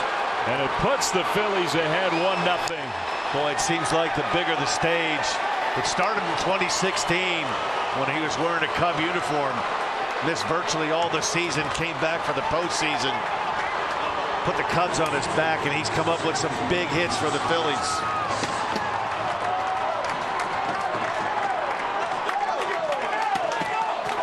And it almost feels like that's impossible. Framber Valdez in the regular season against left-handed hitters gave up 1 home run all year. Most lefties aren't that guy. Phillies trying to live to play 1 more game, and now they've got a lead. You know, one thing you can say about this team, that they're a resilient bunch. You see Maldonado, he wants this ball away. It's not that bad of a pitch, but it's down. And he knew it as soon as he hit it. 2-0. Another close one called the ball. There's the grip, that fastball we were talking about. You got to be careful. You know, that fastball, you want to get it up and spray it out of the zone.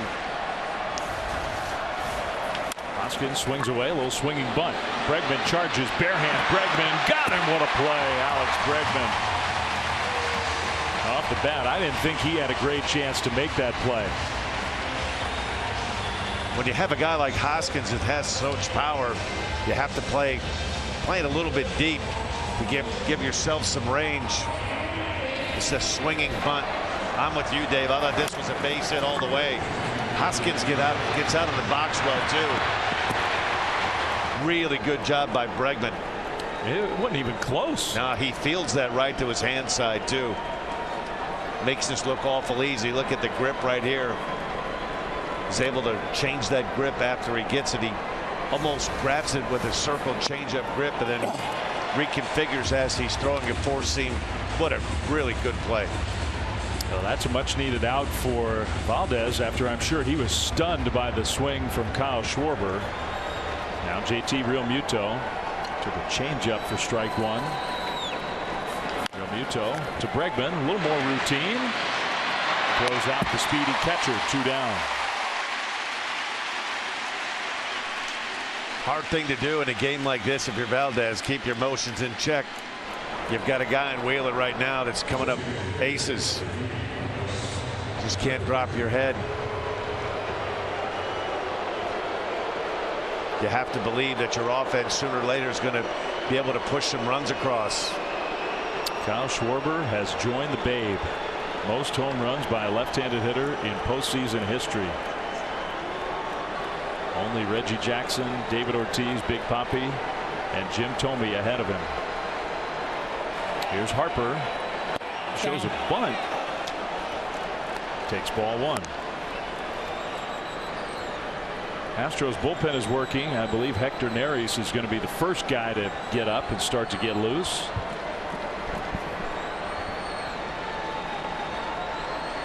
Now 90 pitches for Valdez. Got the low strike there. Now it's Bryce Harper's turn to be unhappy with the umpire. Yeah, there's a good look at Neris warming up in the bullpen. That pitch count at 91. If you're Valdez and Dusty Baker right now, you'd like to have them empty out the tank. More than likely, this will be it. Somewhere in that low to mid 90s is about the area where these starting pitchers. Harper drives one down the right field line, but it's hooking foul. Man, wouldn't that have been something? 1 home run given up against lefties all year, and the Phillies came pretty close to hitting their second of this inning. Yeah, Bryce kind of knew it as soon as he took the swing, Dave, too. He had like 1 step out of the box. He knew that he had pulled this to the right side of that foul pole.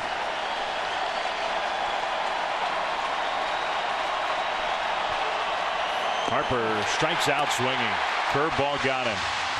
9th strikeout for Valdez, who's just been brilliant tonight, and yet 1 mistake pitch hammered by Kyle Schwarber. Who would blink first? It really wasn't even a blink. It was just a blast.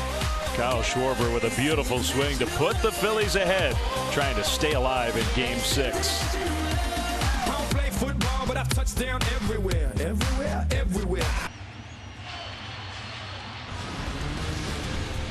What a difference a few days makes for Zach Wheeler, who got hit around a little bit in Game 2. He has been just totally dominant here in Game 6. A lot of soft contact. Now the swing and miss is coming. The stuff, you said it, Dan, from pitch 1 was excellent. You know, he started to show some. He let us know early on. A couple of 98s and 99 early on. And usually with Wheeler, you know right off the get-go, if he brought his A game, and Dave, he walked from the bullpen with his A game.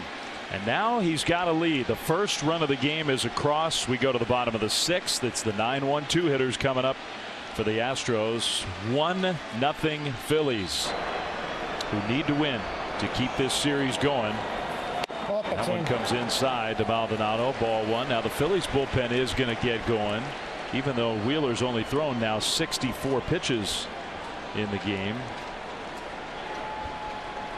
Well, if you're Rob Thompson, you're kind of looking ahead down the road. You've got Yordan Alvarez 4 hitters away and Kyle Tucker 6 hitters away. You like to get your relievers up, make sure they can kind of ease their way. Don't have to give them up in a hurry. I would imagine it's Alvarado for that exact scenario. Now Maldonado gets hit, and JT Realmuto's arguing. Maldonado, he leaned in a little bit. Now we've already had one of those calls in this World Series. Rob Thompson may also be arguing if maybe the ball hit the bat. He wants to challenge. Rob Thompson's going to talk to the crew chief, Dan Asanya.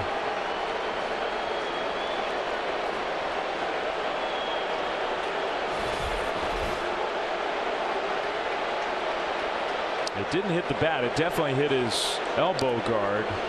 But I think that's exactly what Rob is arguing, and I don't know that that is reviewable. But is hit by pitch. Philadelphia has challenged. You know, it appeared that initially he stuck his elbow out, but as the pitch was getting closer and closer to squaring it up in the elbow, he almost pulled away. This was Aledmys Diaz. And the home plate umpire, that was James Hoyt, did not allow Diaz to go to first base. He called the pitch a ball, but said Diaz had made no effort to get out of the way of the pitch, which looked very similar to what Martin Maldonado just did. Yeah, the only part here with Maldonado, Dave, right as this ball was starting to get closer to him, he almost backed away from it. After review, the call on the field is confirmed. The batter was hit by the pitch. He's awarded first base. Philadelphia has one challenge remaining. So the Phillies aren't happy about that. I mean, they challenged. It's almost to me like they were challenging to make a point, because there's no way their video room said no, he wasn't hit by the pitch. It was clear he got hit by the pitch. So that's a base runner for the Astros, and now the top of the order coming up. Yeah, here's a good look at it. See, as this pitch gets closer and closer to him, he kind of drew that elbow back in. This ball was just kind of a tracer ball where Pena kind of went out there. Diaz kind of went out there and really leaned into the pitch. Yeah, I agree with you. I think it's the right call to not make the same kind of call that they made against Diaz. But I don't think Maldonado's unhappy about that result. He's at first, nobody out. Tying run out there for the Astros.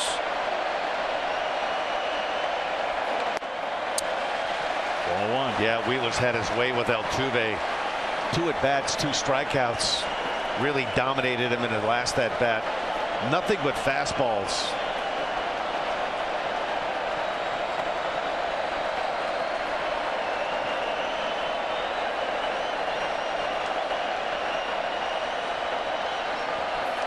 Altuve takes it high again. 2-0.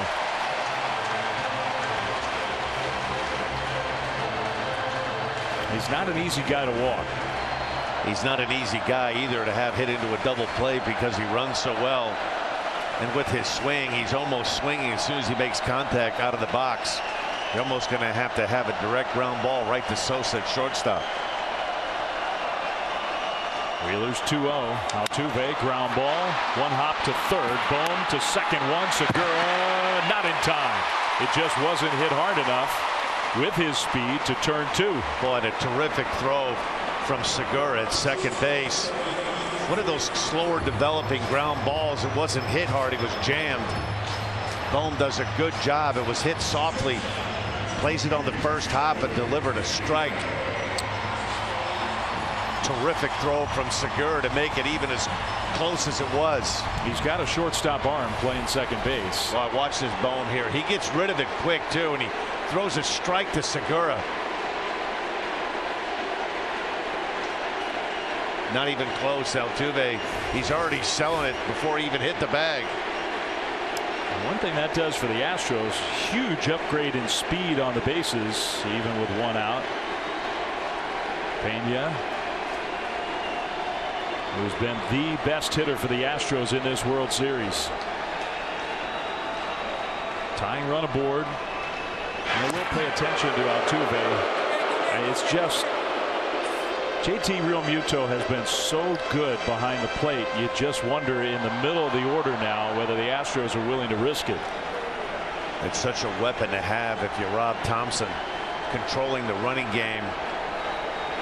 We've shown that graphic a few times with a pop time of Realmuto, the best in baseball. All you have to do is just give him a little bit of a chance to catch and throw.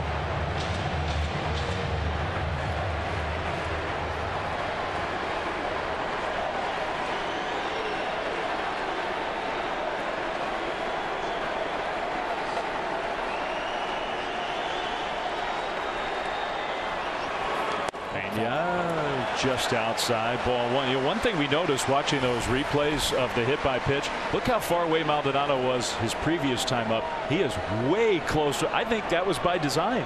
There's no question about it. Listen, you know, he's aware that, you know, at times he has a difficult time putting the ball in play, doing whatever he can to get on first. I mean, he was way closer to the plate this time up, and he got hit. Pena up the middle. Pena's got another base hit. Altuve sprints around second, heading for third. The throw's going to go to second, and Jeremy Pena has push the tying run to third here in the 6th inning with another hit. Boy, to your point, that fielder's choice, being able to get Maldonado, the lead runner, out. There's no way that Maldonado is going to be able to go to first to third on that ground ball that's hit up the middle.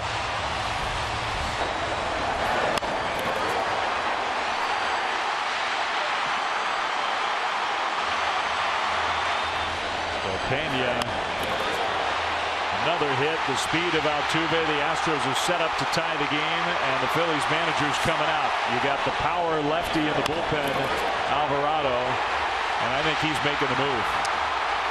Boy, what a job by Zach Wheeler. Phillies needed him to come up big, and he has. What a performance by Zach Wheeler. But in a do-or-die game, even with the pitch count at 71, Rob Thompson's feeling like he has to get his best matchup here against Yordan Alvarez. And so the Phillies are going to the bullpen. Alvarado's coming in. It's 1-0 Philadelphia, bottom of the 6th. Astros threatening. We'll be back right after this.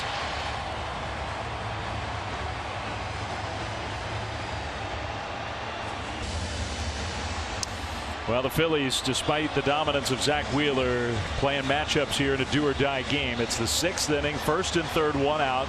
And the flame-throwing left-hander Jose Alvarado comes in. Yeah, the question has never been about the stuff. He's been really good. He was sent down in the early part of May, and he's come back. Had a little bit of difficulty. He hit Alvarez with the bases loaded back in Philadelphia in Game 4. He's been so good the month of October. They need him to be good one more time. Yeah, it kind of spiraled out of control after that matchup in Game 4. He inherited a total mess. Bases loaded, nobody out, and immediately drilled Alvarez to force in the first run of the game. And it got worse from there. Yeah, that's not an easy thing to do. Alvarez stands so far away from the plate. What are the things you have to guard against if you're Alvarado?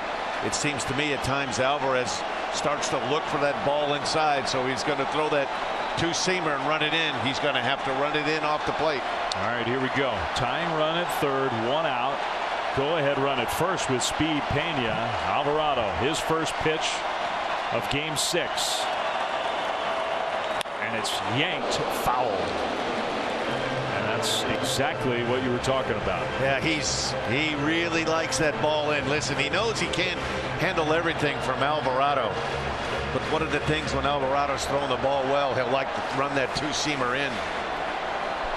He's picked up the cutter, and it's really been his salvation this year. He can possibly bury a couple of cutters down and away. Might be able to get him to roll over one on the ground. The 0-1. Way outside. A great save by JT Realmuto on that cutter. Boy, what a great job here by Realmuto. Look at this. Almost didn't even really be able to turn his glove over. He caught it backhanded. Alvarez is so good against lefties. This is not an ordinary lefty. The 1-1. High and tight. Look out. Yeah, this comes with Alvarado, though. You're Rob Thompson. He's a little bit of a high wire act. At times he can be brilliant. And most of the time when he's ineffective, it's by his own undoing.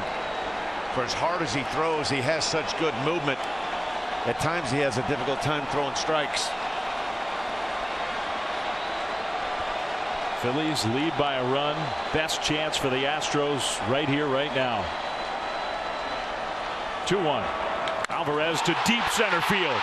Veerling all the way back. It is gone! Up over the hitter's backdrop.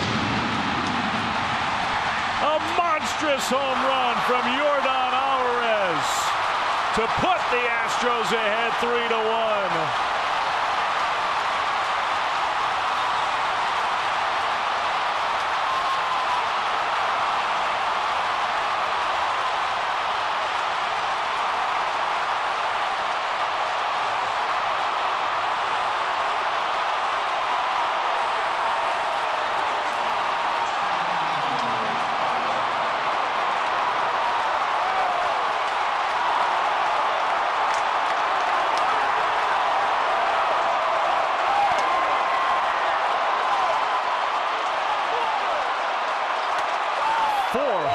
feet.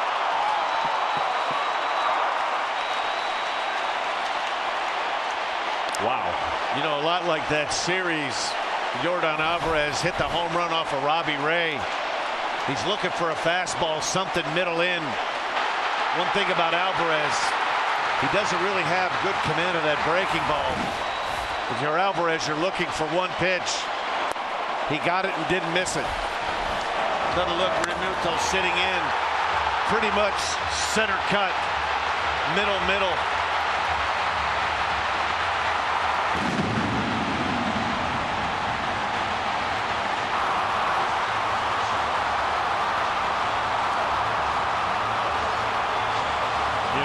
The swing to remember in the Astros' first playoff game in this October-November run.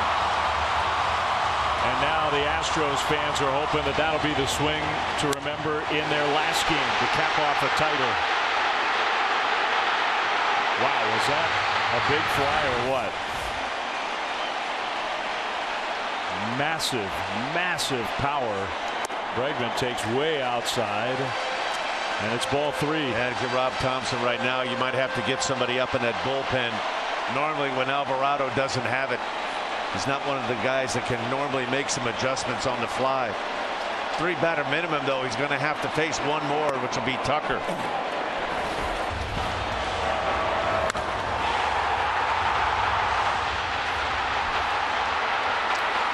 You know, the StatCast era goes back to 2015, and the Astros have played a lot of playoff games in that time, a lot. And that's the farthest hit home run they've had since StatCast has been tracking. Bregman fouls it away. It's 3-2. You know, Dave, we've been talking. We've been just waiting and waiting for this guy to wake up. He's just too good of a hitter. He hits left-handers well. He hits fastballs well.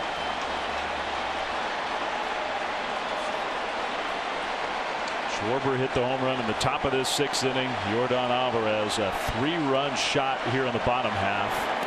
That is ball 4. Now Alvarado's a mess. Bregman draws the walk.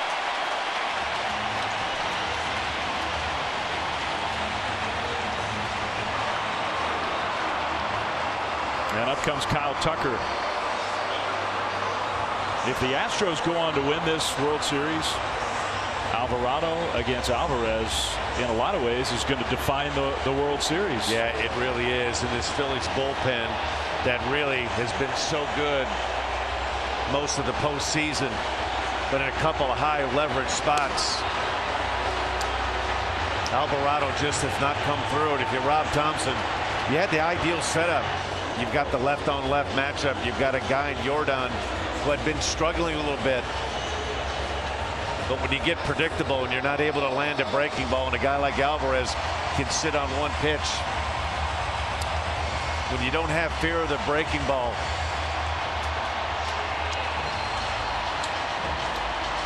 meeting on the mound to try to settle down Alvarado as Kyle Tucker comes up for the 3rd time. And look, Rob Thompson is going to be questioned about that move. And I'm not saying it's the wrong move.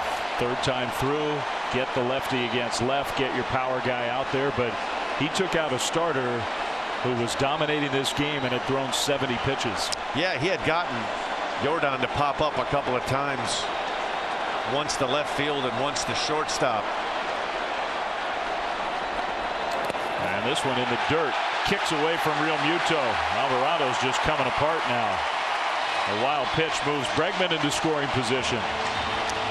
Yeah, this is the dark side what comes with a guy like Alvarado.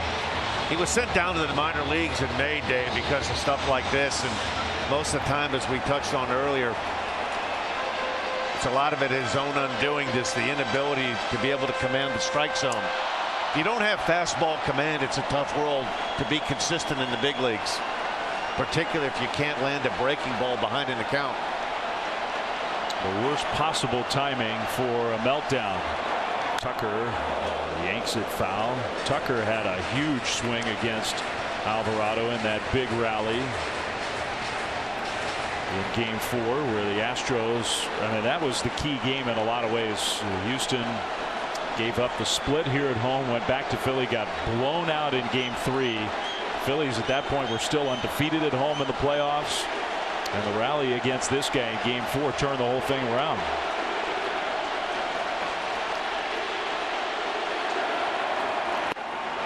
Low.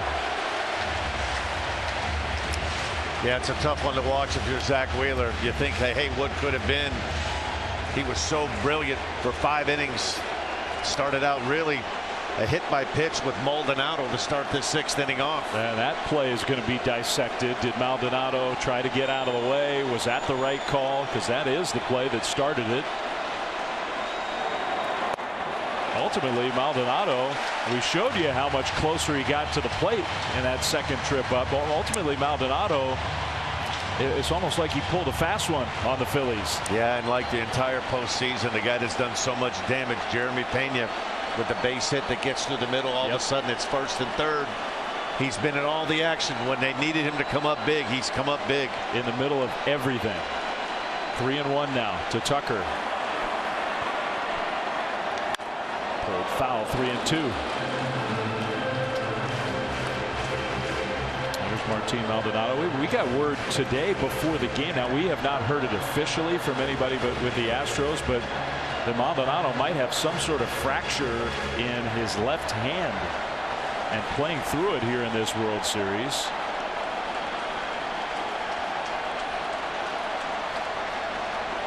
Maybe he felt like that was the only way he could get a hit against Wheeler, the way Wheeler was throwing, or get on base against him.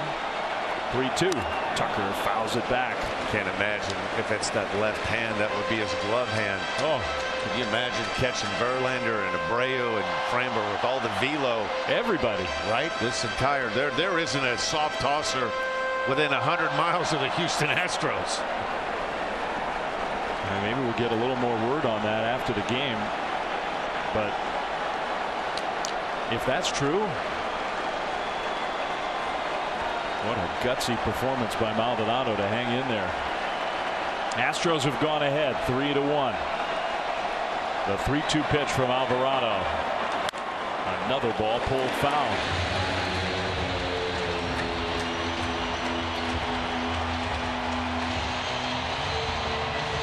You really have to buckle down now if you're Alvarado. You have to keep it right here at 3-1. It's real easy after you've given up a towering home run to Yordan Alvarez. You kind of lose that emotional edge that you have. That's a big run out there at second base.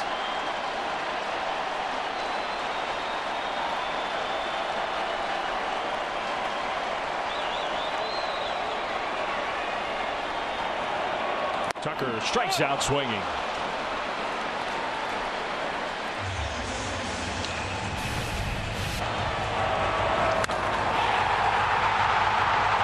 Just pure contact, power against power. Longest home run in the StatCast era in the playoffs for the Astros. Longest home run that Yordan Alvarez has ever hit against a lefty. Left his bat at 113 miles an hour, and it made it up over. I mean, it's a home run if it goes over the yellow line. It's deep to center field here. It went over the yellow line, and it went all the way over the hitter's backdrop into those seats. Yeah, you and I have been watching games here at this ballpark for a long time, and that's a long way to hit one here. That's number one for me, seeing one hit out there. He's talking about it, and he can talk as long as he wants. You hit a ball like that to knock Alvarado out of the game. 3-1 Astros.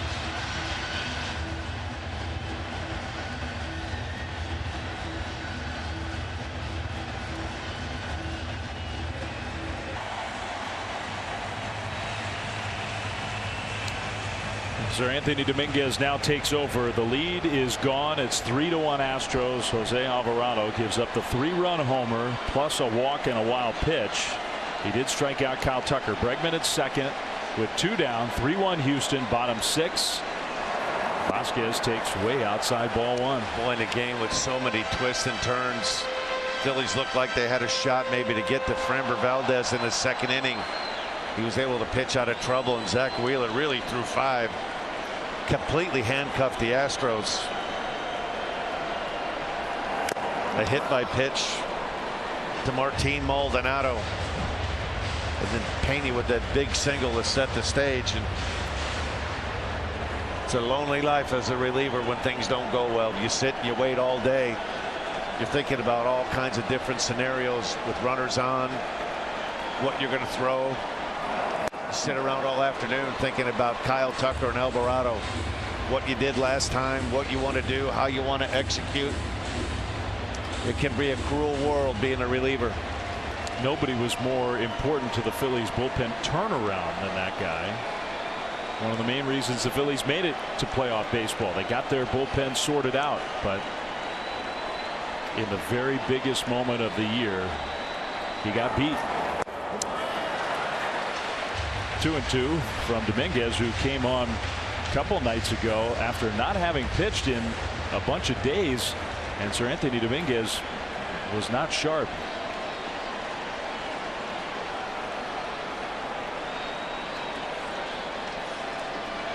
Phillies trying desperately just to hold the line. I mean, they have 9 outs of life left. This game's not over. That one pulled into left field, base hit. Bregman coming around third. Schwarber drops the ball. Bregman's going to score. Christian Vasquez, the designated hitter tonight, makes it 4-1 Astros.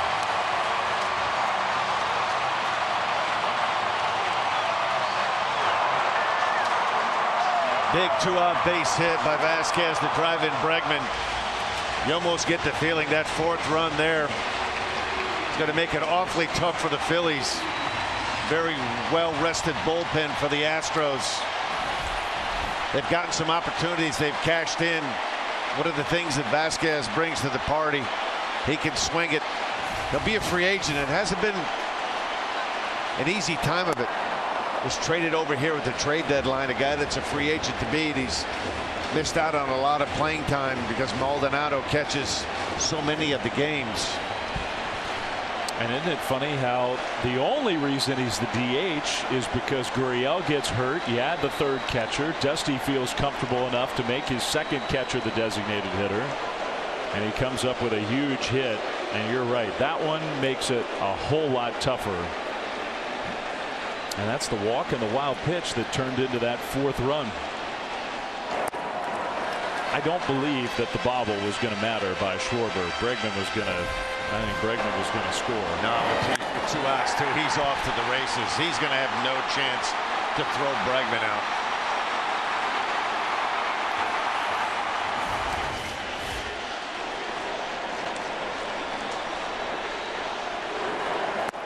Mancini went around. But I do feel for the Phillies. For so much of the year, the defense and the bullpen were just massive issues. They get them solved. They're playing so much better. And here in the do-or-die game 6, some of those little problems starting to pop up. Up the middle, on the ground. Segura's got it on the backhand, across the body throw, and a great pick by Hoskins for out number 3.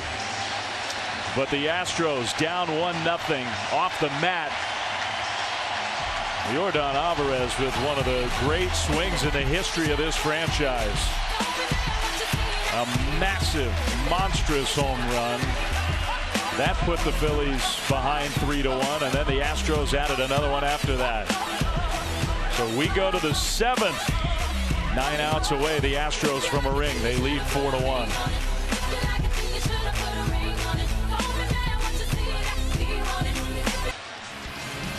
Well, a move that's going to be discussed for a long time, I think, in Philadelphia. Zach Wheeler had gotten Alvarez twice earlier in the game and really almost looked like he had overpowered him, especially that 2nd time up.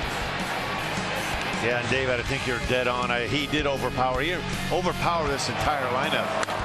And that sets the stage for a fastball inner 3rd that Yordan just hits a towering, booming 3-run shot. You know, it's almost like the Phillies have been dancing around, you know, their high leverage guys, and Alvarado was pretty good towards the end of the season. But a couple of spots when they needed him to come up big, bases loaded, he hit Yordan back at Citizens Bank Ballpark. Yeah, and Rob Thompson, I mean, I think he sort of planned it out. Okay, 3rd time through, big spot. We're not going to let Alvarez face the starter for a 3rd time. Okay, but Zach Wheeler was dominating.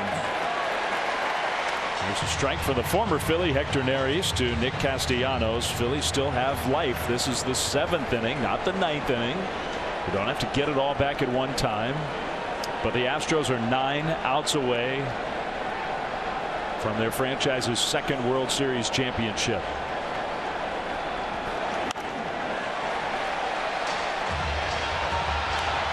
Neris takes over. Valdez goes 6. The guy who's looked like the ultimate weapon in the bullpen for Houston, Brian Abreu, is warming up behind Neris in case he gets into any trouble. And by trouble, I think for Dusty Baker, it's like one base runner, and he goes to Abreu. That's how good Brian Abreu's been.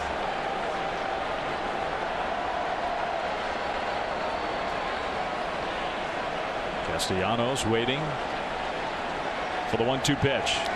He pops it up behind second. Altuve going back. He wants it. Altuve, one away. Yeah, and what you listen, it's easy to second guess after the fact, but you know, Rob Thompson told us a couple of times when we met with him before the game that he likes to bring his relievers in with a clean inning.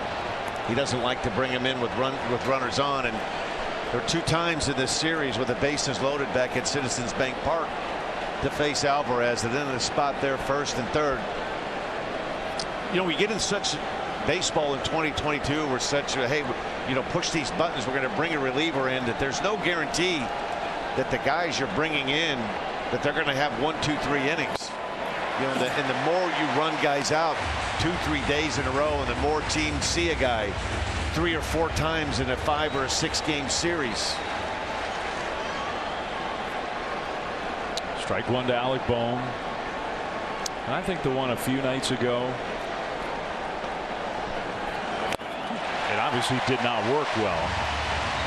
But Aaron Nola was starting to look like, okay, the Astros are getting to him. I understood not wanting to continue with Nola. Here, I think there's a much stronger case of Zach Wheeler being given a chance to get through that inning.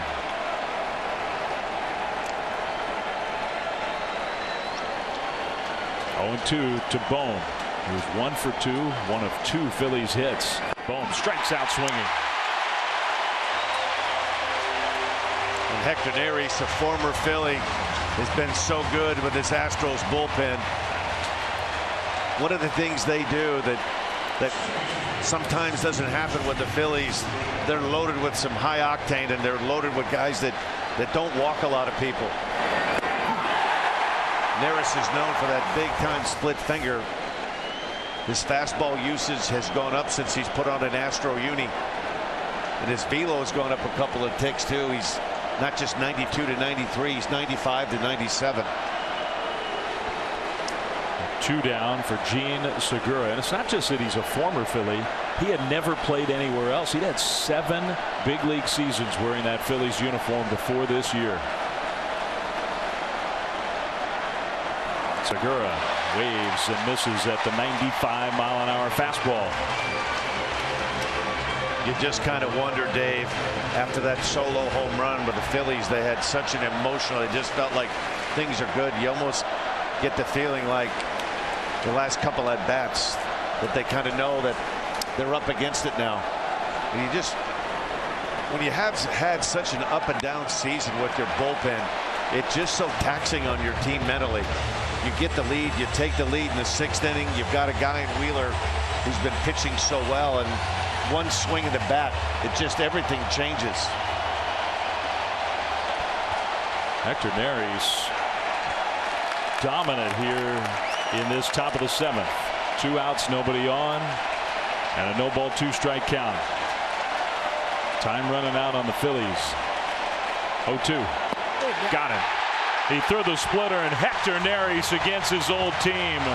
All the emotion pouring out. The Astros are 6 outs away from a World Series championship. And who knows, maybe our last chance here in this Major League Baseball season for a 7th inning stretch here in Game 6 of this World Series. Neris, what an inning. He and the Astros, 4-1, they lead.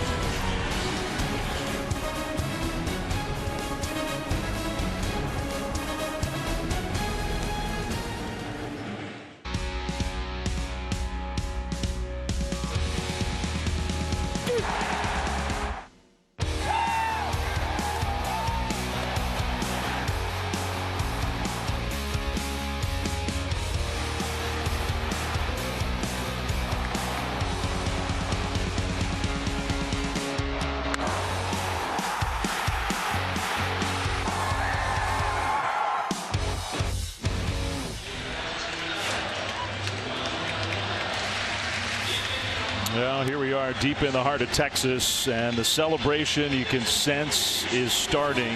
We got a ways to go, but the Astros have taken control of this game. Zach Wheeler was great. So was Framber Valdez. Yordan Alvarez with a swing that will be remembered forever in this town. Go ahead 3-run home run in the bottom of the 6th. We go to the bottom of the 7th, 4-1 Houston. Yeah, and it's starting to feel more and more like Dusty Baker is going to get that elusive world championship as a manager. Big part of the storyline. You know, one other thing that's been so strange in baseball is the fact that teams have not been able to clinch lately at home. The last time a team clinched a World Series on their home field was 2013. The Red Sox did it at Fenway. That's a long time. Since then, the clinch game in every instance has come away from home.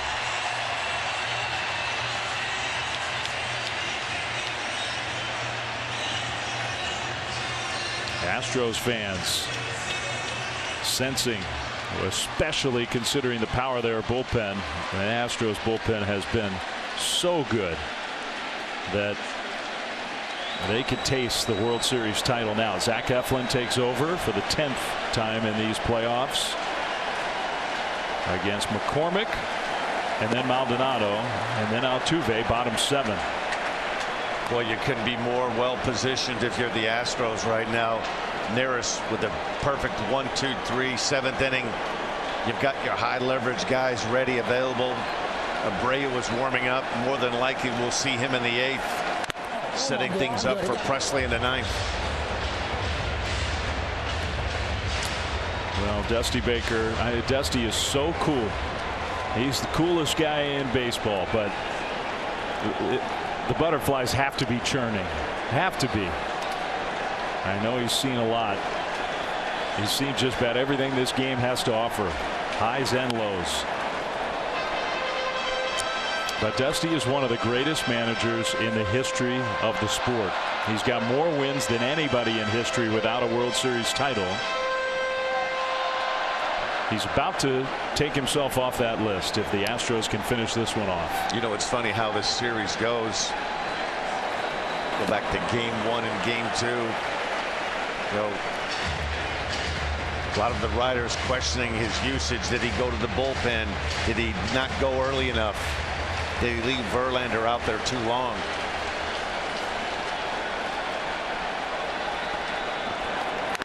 Let Verlander work through some struggles in game 5. Things started to unravel a little bit for Verlander in the 3rd and 4th inning, but he came back through the 4th and pitched a solid 5th. It's not an easy thing to do, as Rob Thompson is going to find out. You have to answer a lot of questions about your bullpen usage. You've got a guy in Wheeler that was throwing the ball so well. Eflin strikes out McCormick. That's the bright lights of the biggest stage. You want to play for a championship, you have to be willing to be scrutinized, and nobody's been scrutinized more over the years in these big games than that man. You'll go back and you look at all the organizations that he's had his fingerprints on, from the Cubs, the Giants, Reds, Nationals. Every team has won that he's been around. It's just so hard. You think about all the great players that never had a chance to win a world championship, to put that ring on.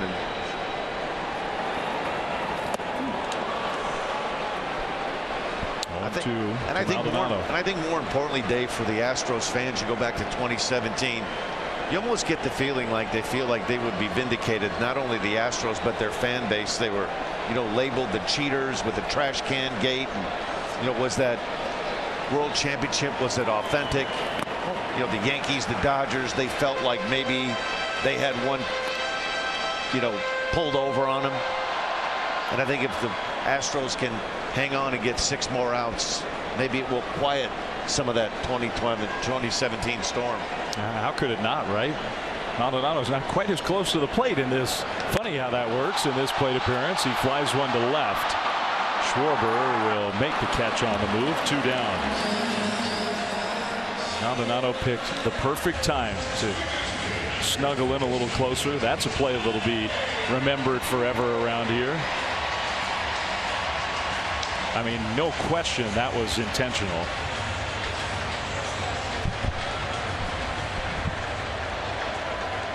Maldonado much more focused on getting the final 6 outs. All right, this was his first time up in the 3rd inning. That's where he was positioned in the box. Here's Altuve, swing and a miss. This is the 6th against Wheeler where he gets hit, and that turned into the tying run. I mean, there's just no question about it. Maldonado turned himself into the right-handed version of Anthony Rizzo. That's what he does with the Yankees. Climbs right on top of that home plate. I mean, smart. He was leading off as the 9th place hitter. You're down by a run.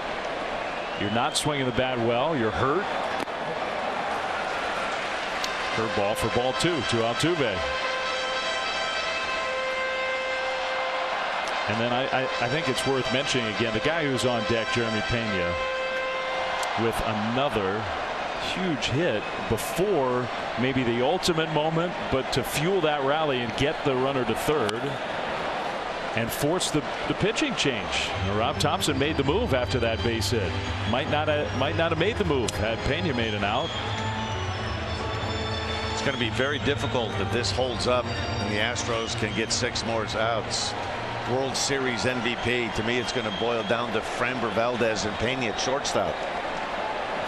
2-2 pulled into left field. Altuve's going to get himself a hit. Schwarber will cut it off before the wall, and Altuve I think he had decided to stop, and then Schwarber dropped the ball.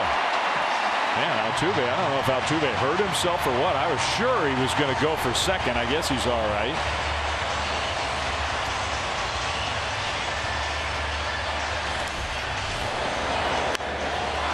Breaking ball from Eflin. See Altuve, I think he was thinking right out of the box that maybe this was just a base hit. You're right, though, grimacing a little bit. I think he might have tweaked something at the plate, maybe on that swing.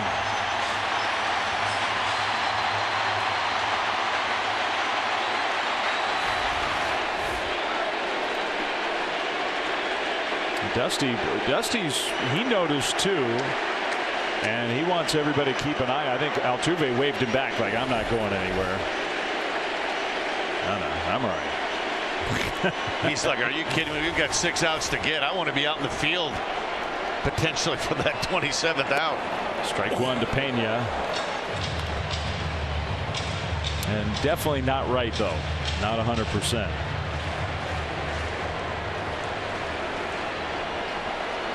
Well, if you want to supplement the argument for Pena as World Series MVP,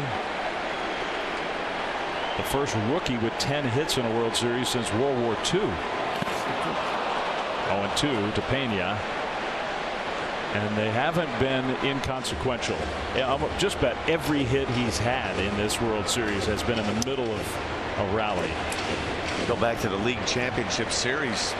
The Astros were down 3-0 to the Yankees, and he hit that big 3-run homer off of Nestor Cortez that brought the Yankees right back into that one.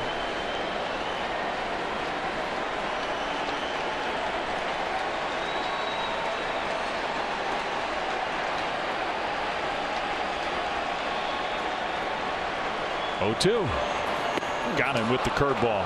So not this time for Jeremy Pena. He goes down swinging. Hopefully Jose Altuve's okay. As we go to inning number 8, the Astros 6 outs away from a championship. They lead 4-1.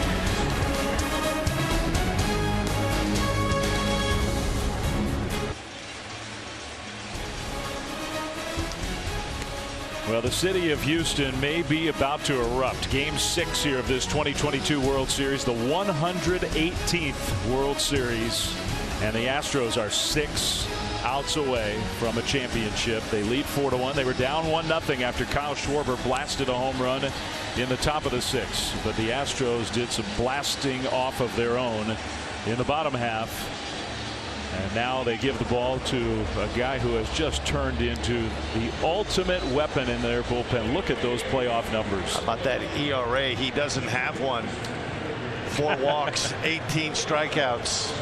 I mean, it's just amazing. Opponent average against 114. Powerhouse fastball. Good hard breaking ball. If you're Dusty Baker right now, you couldn't have asked for a better scenario. 3-run lead, your high leverage guys are ready.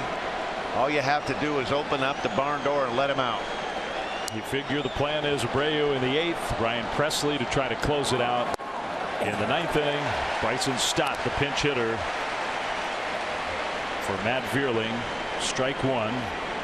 Phillies need base runners. This is the bottom of the order. I mean, they do have power, obviously, especially those top of the order hitters. If maybe somehow they could get on base. Bryson Stott lines one to third, and it's caught by Bregman, who was playing in. 5 outs to go. Yeah, a couple of things that show up every day with the Astros, the bullpen and their defense. Bregman has had a terrific series, not only with the bat, with the glove. Snags that line drive, and the Phillies are down to 5 outs. Reactionary play when you're playing third base. He's playing in on the cut of the grass. Well positioned.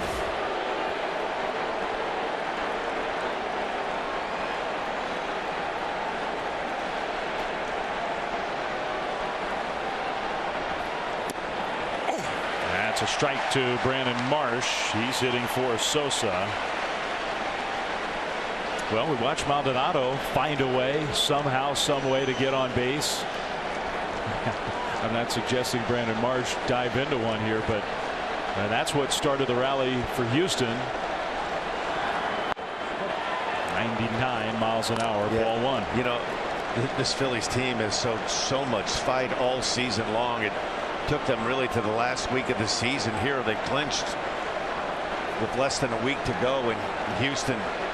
But you almost get the feeling that that 3-run home run by Yordan Alvarez kind of took all the starch out of the Phillies. I mean, it's been an emotional roller coaster.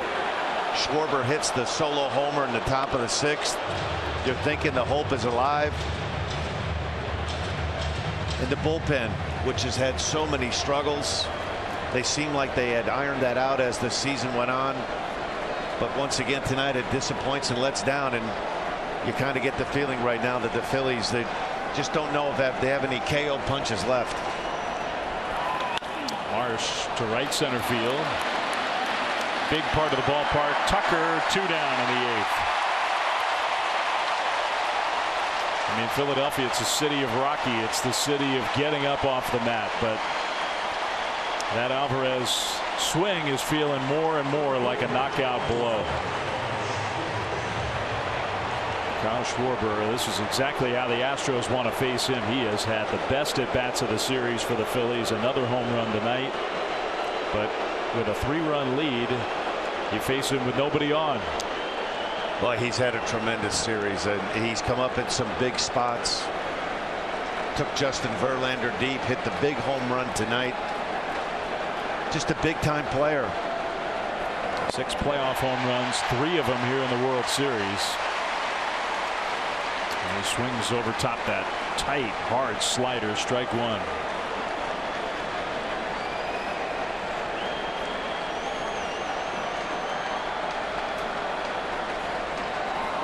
Oh, thank you.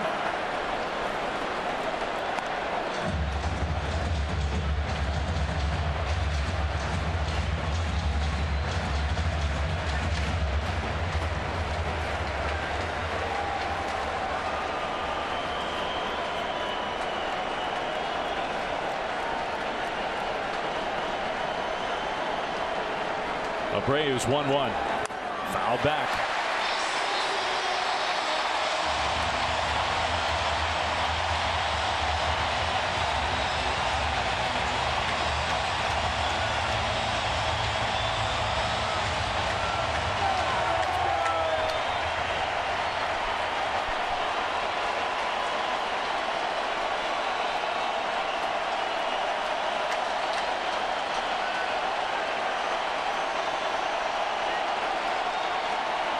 Here's the 1-2. Schwarber goes to bunt with 2 strikes. He pops it up, and it's strike 3.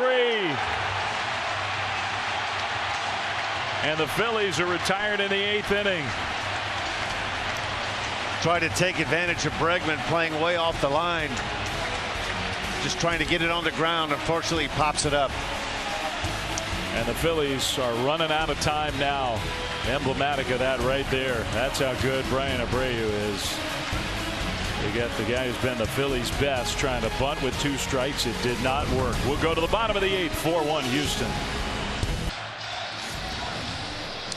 Well, the Phillies had just gone ahead 1-0 on a Kyle Schwarber home run. And this is how the 6th inning, an inning that will live forever in Astros history, played out. Martin Maldonado. It was sort of disputed there, but was given first base after being hit by the pitch. Oh, so close to a double play, but Jose Altuve fast enough to stay out of the double play. So Altuve was at first. Pena built the rally with a base hit. He had the extra speed, Dan, on the bases, and then yeah, fastball leverage count, and Yordan Alvarez was sitting on it. In a year that's been filled with ups and downs for that Phillies bullpen, it's been an up and down ride for Jose Alvarado. He's had a couple of rough outings here in the World Series. And the decision to take Wheeler out of the game, bring Alvarado in, obviously backfired. So here is Alvarez.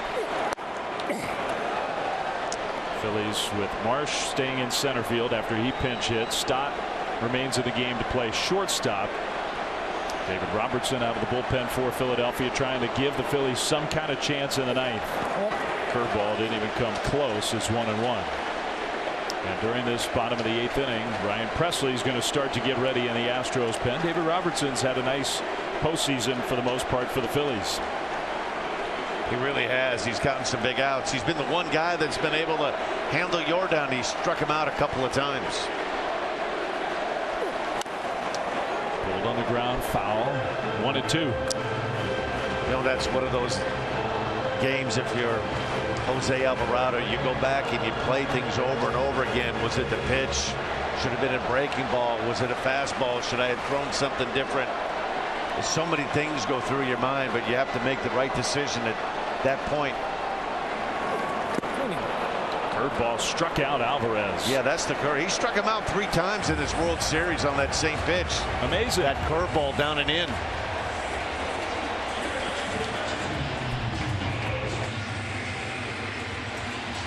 Jim Crane in the owner's box.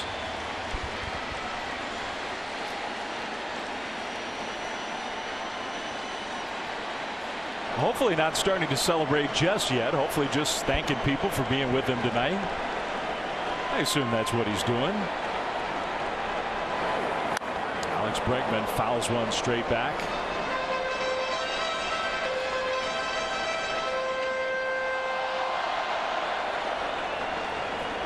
Bregman, who drew the walk, and that was a big play after the explosion of the home run. Alvarado was a mess. Bregman drew a walk, reached second on a wild pitch. Bregman hits this one high and foul on the third base side. Yeah, that 4th run was a huge run. You know, you're a bloop and blast away, particularly in this ballpark, those Crawford box seats in left field. If you're Dusty Baker right now, you certainly like having that 3-run lead. It's a lot different as a reliever when you come in holding a 1 or a 2-run lead, 1 base runner, and you have to start being careful. You're Presley now starting this 9th inning. You fall behind. It's like, hey, listen, you're going to hit your way on. No free passes. And look, I know it's about the players, but what must Dusty Baker be thinking right now? Maybe he's so focused he's locked in pitch by pitch. You know, he's seen just about everything. Right now he's not going to rest until that 27th out is secured. A guy who was mentored by none other than Hank Aaron when he was a young player in Atlanta with the great Henry Aaron.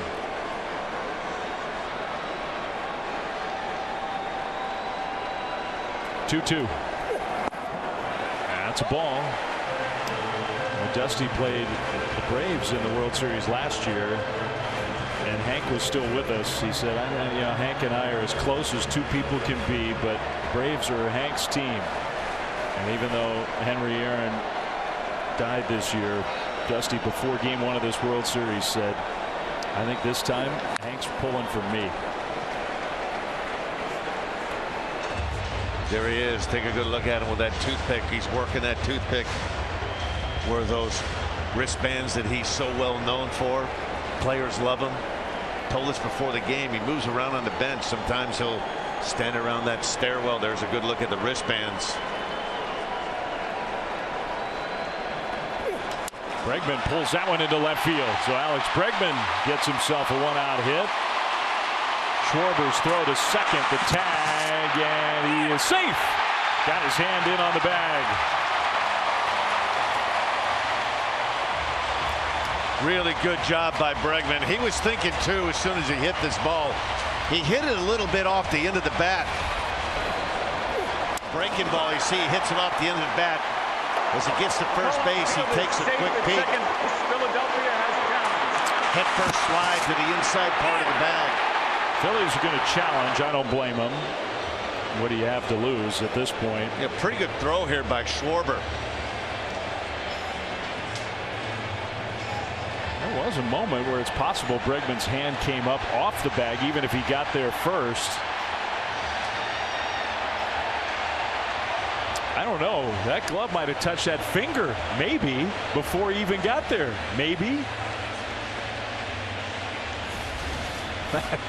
That is awfully close. Now you can see why guys wear that glove, protective glove, right? For something like that, where you don't hyperextend the finger on a tag like that. You see him right there holding that finger. You're exactly right.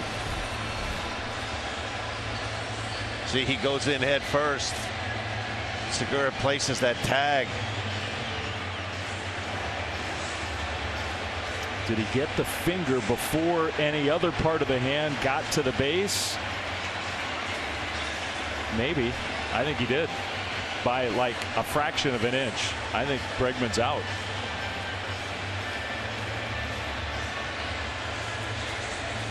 You know, fortunately for Bregman, it's on his left hand, which would be his glove hand, so he would still be able to put a glove on his hand to play third base. That one hurts.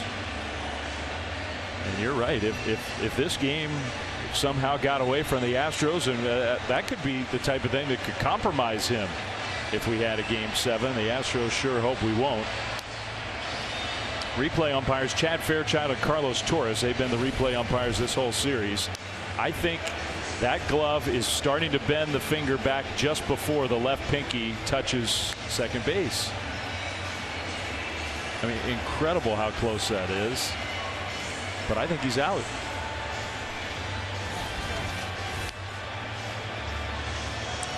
Doesn't look like Bregman's in too much pain. He's got a nice smile working right now, chatting with Gene Segura at second base. And maybe the leader of this whole Astros team, Alex Bregman. Yeah, he's had a great postseason. After review, the call on the field is overturned. The runner is out. Philadelphia will retain their last challenge.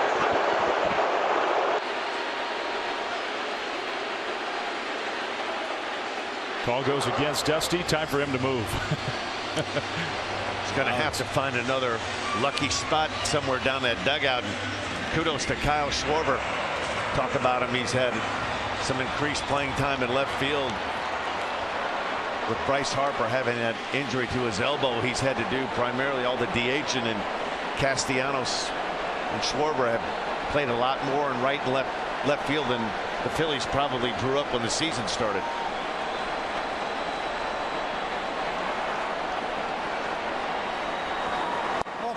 1 to Kyle Tucker. All the while Ryan Presley's been getting warm in the Astros bullpen. Houston 3 outs away from a championship.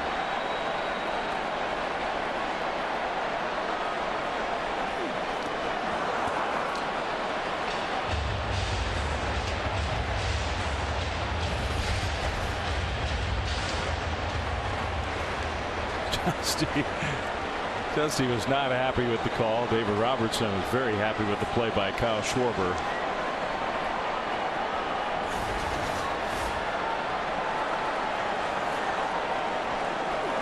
Tucker slashing that one toward the Phillies dugout. 1-2.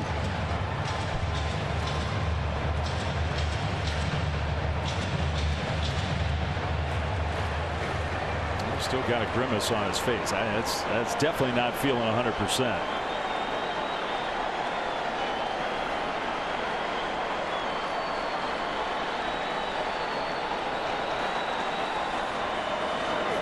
Tucker, a pop-up, left center.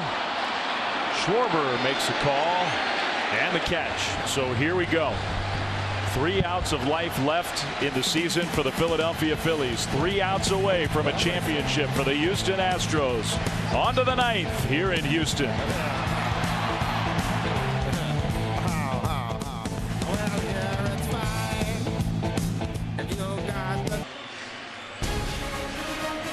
This copyrighted telecast is presented by authority of the Office of the Commissioner of Baseball and may not be reproduced or retransmitted in any form, and the accounts and descriptions of this game may not be disseminated without express written consent. Some images from some of the most dramatic moments in World Series history. Tonight a game 6, not a game 7, but I think the swing by Yordan Alvarez, you could put that on the wall. In a series that's had so many twists and turns. Game 1, it looked like the Astros, they had a 5-0 lead. We thought maybe this was going to be Astros in 5. Then after Phillies won Game 3, we thought maybe we weren't coming back to Minute Maid. But here we are, and here the Astros are, 3 outs away from their franchise's 2nd World Championship.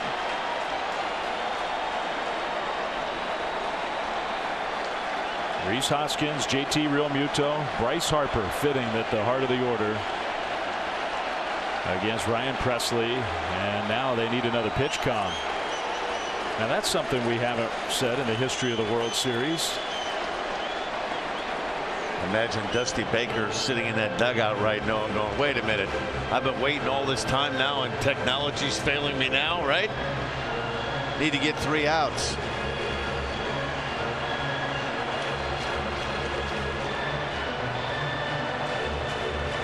Dusty, who's been so close before. And it's not just us talking about it. The Astros players have talked about how important it is for them to try to get that title for a manager who came in at sort of the darkest moment in this franchise's history. And is 3 outs away from leading him back to the top. Strike 1, Hoskins against the slider from Presley. You know, you try to look at, we talked day before Game 1, you know, who had the advantage. It's basically come down to this. The Astros bullpen has just gotten bigger outs. They've gotten the outs in the Phillies bullpen a couple of games. They've let get away that, you know, it's hard to say that they should have won, but they could have won a couple of times. Alvarado back at Citizens Bank Park hit Yordan Alvarez with the bases loaded. Then tonight the Astros bullpen has come up big.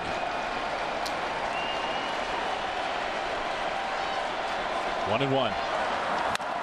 Pulled on the ground, foul. You know, after games 4 and 5, we were talked and said, you know, sooner or later Alvarez, he's just too good of a hitter not to have an impact on one of these games, and he sure picked a good time if you're a fan of the Astros. 6th inning, 1st and 3rd, 1 out. Kaboom. Hoskins, a fly ball, shallow right. Kyle Tucker, 2 outs to go. That's the first here in the 9th. I think there was more pressure on Dusty Baker and this Astros team than maybe some of the teams in the past. They won over 100 games. They made easy work of the Yankees in the League Championship Series. They caught a Phillies team that a lot of people were wondering when that carpet ride was going to end with the Phillies, but Phillies have made the Astros work for it. There's no doubt about that. Just a magical month for this Phillies team. 2 outs away from coming to an end. Presley, Realmuto, line drive center field, and that's going to get down, base hit. Well, they need one more of those to at least get the tying run to the plate here in the 9th inning. JT Realmuto.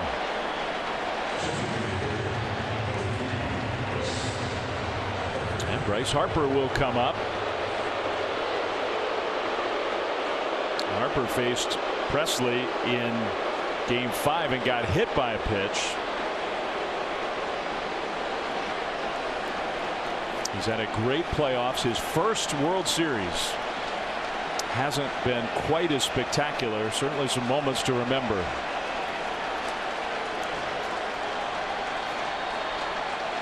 So Harper stands in.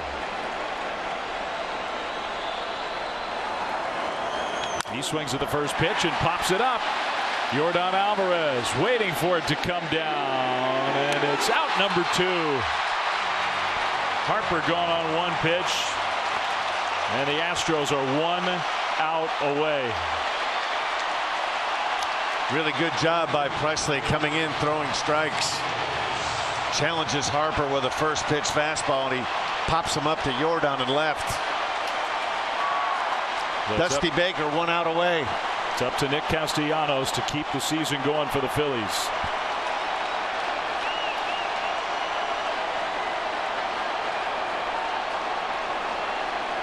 This place ready to explode.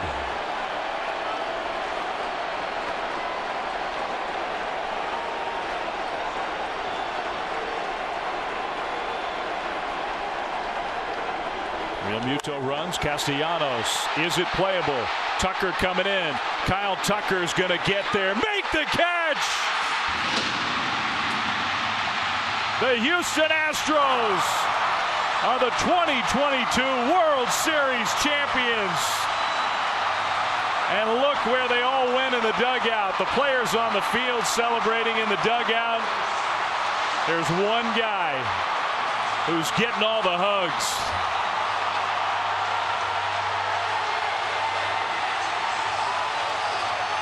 There he is in that C there in that dugout. In Dusty, we trusty, Dusty Baker.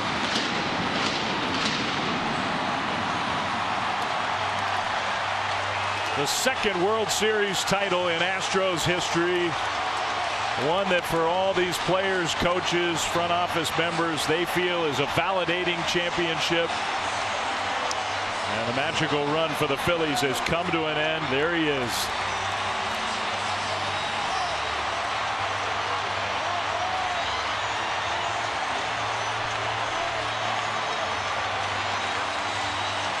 A lot of people around the Astros feel that by winning this World Series and help vindicate the World Series championship of 2017 with all the controversy with the trash can gate, A.J. Hinch losing his job, Jeffrey Lunel losing his job as the general manager. They were the best team in the American League, and they proved they're the best team in baseball in 2022. And that man, Dusty Baker, all those wins, 2,093 of them. 9 division championships. 3 pennant wins for Dusty, and now at long last, as a manager, a World Series title.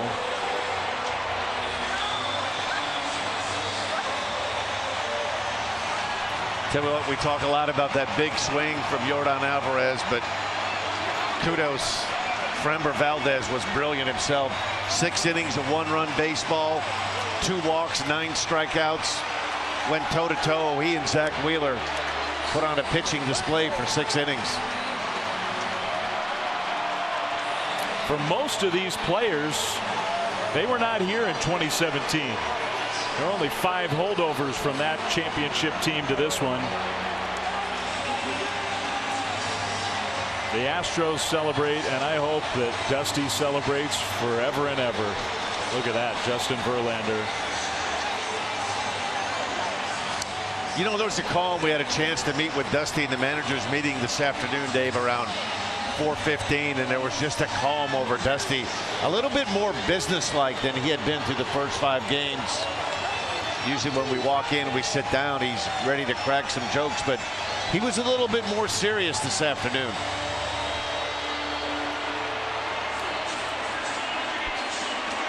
106 regular season wins for Dusty's team. And now a World Series title. Trey Mancini gets a chance to play in the playoffs this year with everything that he's been through. It'll be tough for these Phillies players to say goodbye to one another. Yeah, think about the Phillies. They were floundering 7 games under 500 in the month of May. They relieved Joe Girardi of his duties. Rob Thompson took over, and here's the final out. Kyle Tucker coming from a long way in right field and squeezes it, and there it is. I mean, it's a cool thing to be able to say you caught the final out in a World Series. Look at that, man. Look at Dusty Baker getting mobbed by his staff and the players. It's been a long time coming for Dusty Baker. That tells you everything you need to know about how they feel about that man, Yordan Alvarez, the swing that will live forever. And he really had two of them, Dan, in the first game they played these playoffs and the last game. How about the rookie shortstop? Yeah, Pena had been brilliant. He really has been in the middle of just about every big rally. Played a flawless shortstop. He could do so many things. The little guy, Jose Altuve, had such a rough go of the playoffs before the World Series started. Two things that we knew coming in, that the Astros, their starting pitching led by Justin Verlander, and their bullpen depth, and they catch the ball. Airtight defense. Love seeing those faces from those who have been here before and are tasting a championship for a second time, and those who get to experience this for the first time. A former Philly, Hector Neris, who was there for 7 years in Philadelphia, comes to Houston and beats his old team for a title. You know, it's amazing, Dave. Teams meet in the middle of February in Arizona and Florida. Every team has aspirations of having a great season. You know, that hope springs eternal throughout the Cactus League and the Grapefruit League. And so many things have to go right. Stay away from injuries, acquire some players, and it all comes down to this. A simple fly ball. Look at Ryan Presley. He's like yelling, "Stay fair." And he was not here. He's been a part of a lot of great teams, but he was not on the 2017 champion team. Dusty wanted to finish it off by writing down the final out. Got to take care of every last detail. Yeah, I wonder. Hopefully, Dusty, that toothpick didn't swallow that toothpick getting hounded on there. A guy focused to the very last minute. He wanted to use his pen on his scorecard and record that final out. I hope somebody's got that sheet that Dusty keeps. James Click, the general manager.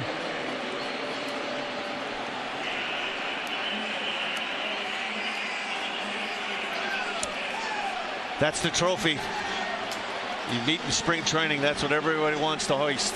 That trophy. And the endurance that it takes to go from those moments all the way to the end. There's only one team that gets to have this kind of celebration, and in 2022 it's Dusty Baker's Houston Astros World Series champions.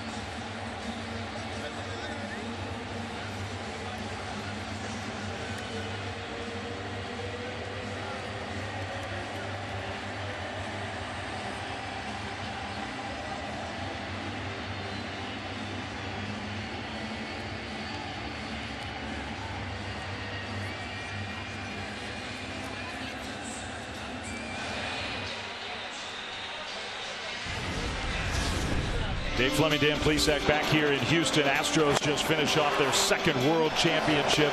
We had a great, fascinating Game 6, didn't we? We really did. A lot of questions about Zach Wheeler. The Phillies and Rob Thompson told us before the game they thought he had worked some things out mechanically in the bullpen after his last start. And boy, they were dead on.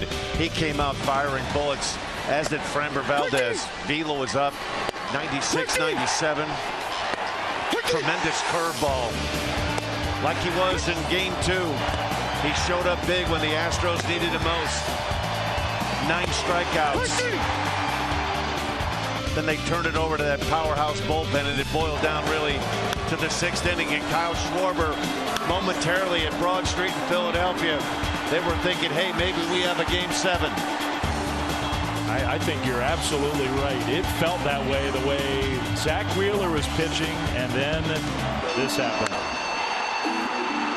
And it wasn't just that, was it? It was the way that whole inning unfolded. They're going to be debating that one in all those South Philly bars for a long, long time. Yeah, Zach Wheeler had been so dominant. He had retired the big fella a couple of times.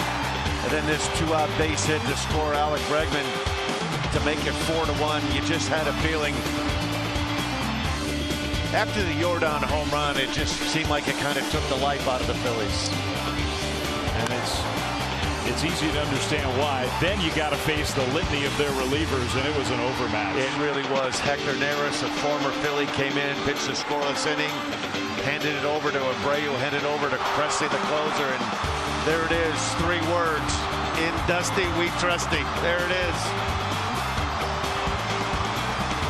I don't care. I know Phillies fans don't want to celebrate this, but everybody who's a baseball fan should be happy for one of the all-time great baseball men who's experienced everything in this game. And he finally gets to say as a manager that he is a World Series champion. Well deserved. Over 2,000 regular season wins. There's owner Jim Crane standing in front of Dusty. A lot of happy faces down there.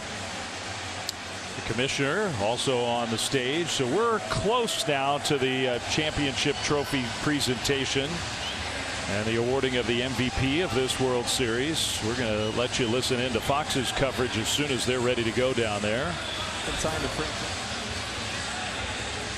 So everybody looks like they're just about in place. Families and friends have piled onto the field, so the players' celebration now extends to all their loved ones. You get the mascot. It was a great shot of Trey Mancini.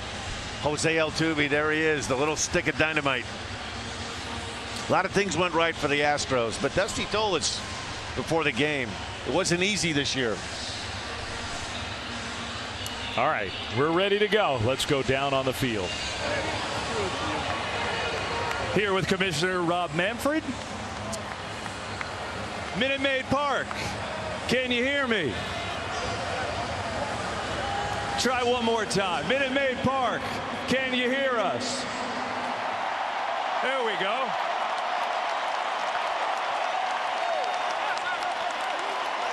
Well, how about a little louder for your World Series champion, Houston Astros?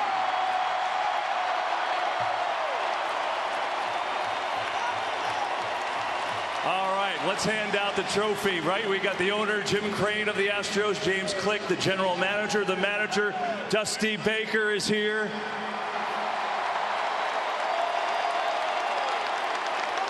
And here we go, Commissioner. The Houston Astros had a great regular season, just completed an incredible postseason run.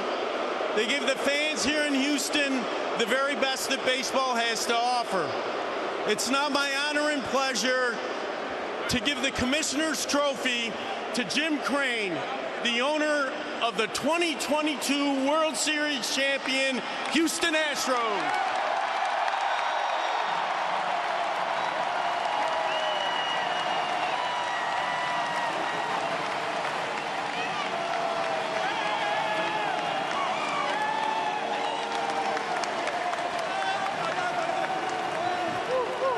Jim, congratulations. And how sweet does the second one feel?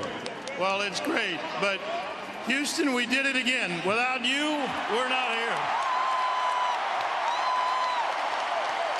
Congratulations, Jim. Thank you. Just a couple quick words. Great fans, great ops team, James' group, Dusty's group, all the great players. And from the bottom job in this stadium to the top, everyone contributed. We love you all. James, come on over. As the architect of this whole unit, what is the most gratifying thing for you to see it come to this? Just to be on the stage with this team, and with Dusty, with Jim, with all the players, to be in front of our fans here in Houston. Thank you. You did this. Thank you. Congratulations. Well, let's see. This morning, Dusty Baker had managed the most games ever without a World Series title. Not anymore. Not anymore. Now they quit talking about it.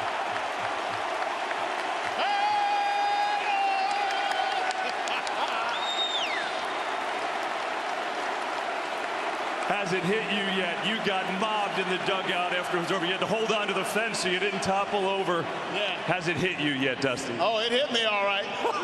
It hit me as soon as that ball, Jordan hit over the moon out there. That's when they hit me.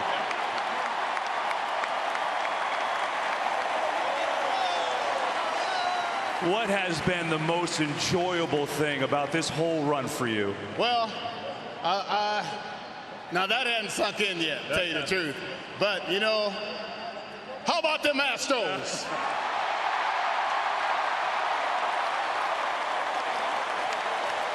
Hey, this is the greatest bunch of guys. They told me in spring training that they were going to win it. Now, what's next? Party. Dusty, enjoy it. Dusty Baker. Well, man, thank you. All right. We have one more trophy to hand out. The Willie Mays Most Valuable Player presented by Chevrolet. Can we have Jeremy Pena? Right here. That's all yours.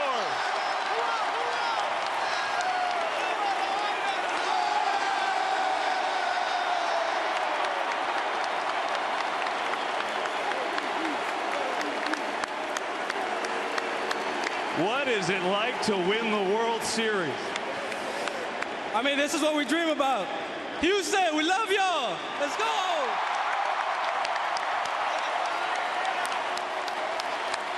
Jeremy, you're the second rookie ever to win MVP of the LCS and of the World Series. How did you do it? I mean, shout out to these guys. You know, these guys kept me within myself. You know, their preparation every single day. And individual awards are cool and all, but that's the trophy we want right there. Put the camera on that right there. Let's go.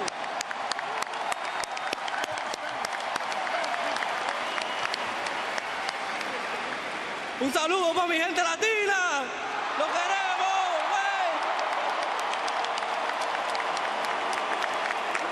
güey. What was your reaction? You were right in the middle of the rally when, as Dusty said, Jordan put that ball on the moon. What was your reaction right off the bat? I mean, our job was to get on base, pass it out to the next guy, and, you know, Jordan's been doing it all year, so, you know, always trust the big man. You know, that was impressive. Gold Glove, ALCS MVP, World Series MVP, Jeremy Pena. Congrats. Thank you. Ladies and gentlemen, your World Series champion, Houston Astros.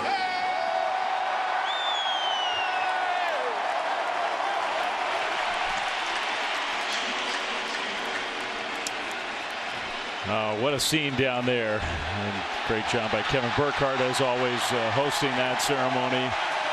There's the trophy that group wins.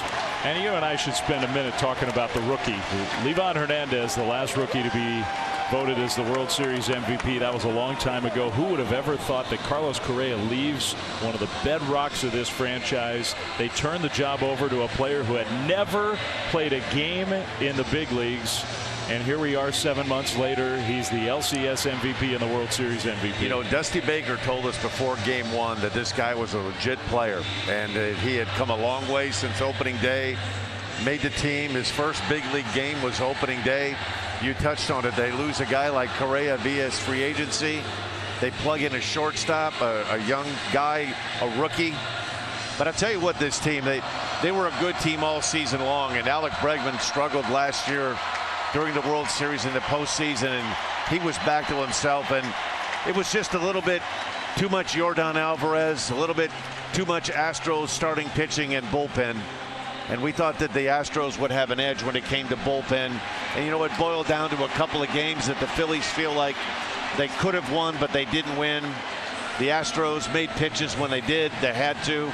The Phillies, they fought hard, but the Astros were just a better team. 11-2 in the playoffs, this Astros team. That's one of the best winning percentages of any team in a single postseason. You win 106 regular season games, and then you do that in the playoffs. You're on the list of the greatest teams in the history of baseball. You know, they kind of tossed hints. Listen, they swept the Yankees, and that's not an easy thing to do. And, you know, a lot was made of the Yankees' inability to hit. But I think what we found out gives some credit to that Astros rotation and bullpen. They made the Yankee hitters look unproductive. This is a good team, a solid team, airtight defense, solid bullpen, really good starting pitching, and tip of the cap to Justin Verlander. It took him a while. He also got his first World Series win, and Dusty Baker finally has that World Series title as a manager.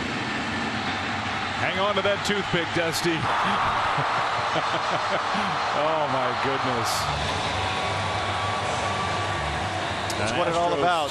Franchise that, I mean, even with the controversy of 2017, you have to say this has turned into a dynasty here in Texas, because the Astros just keep winning, keep giving themselves chances. 4th World Series in 6 years, and now their 2nd championship. Yeah, and really give a lot of props to their scouting and development and drafting. They really hit a lot of home runs, international signings, not spending a lot of money. They've done a great job finding talent, making that talent to big league level. Really good organization right now. And listen, 2023, if you're looking ahead, the Astros are going to be in the mix again. There is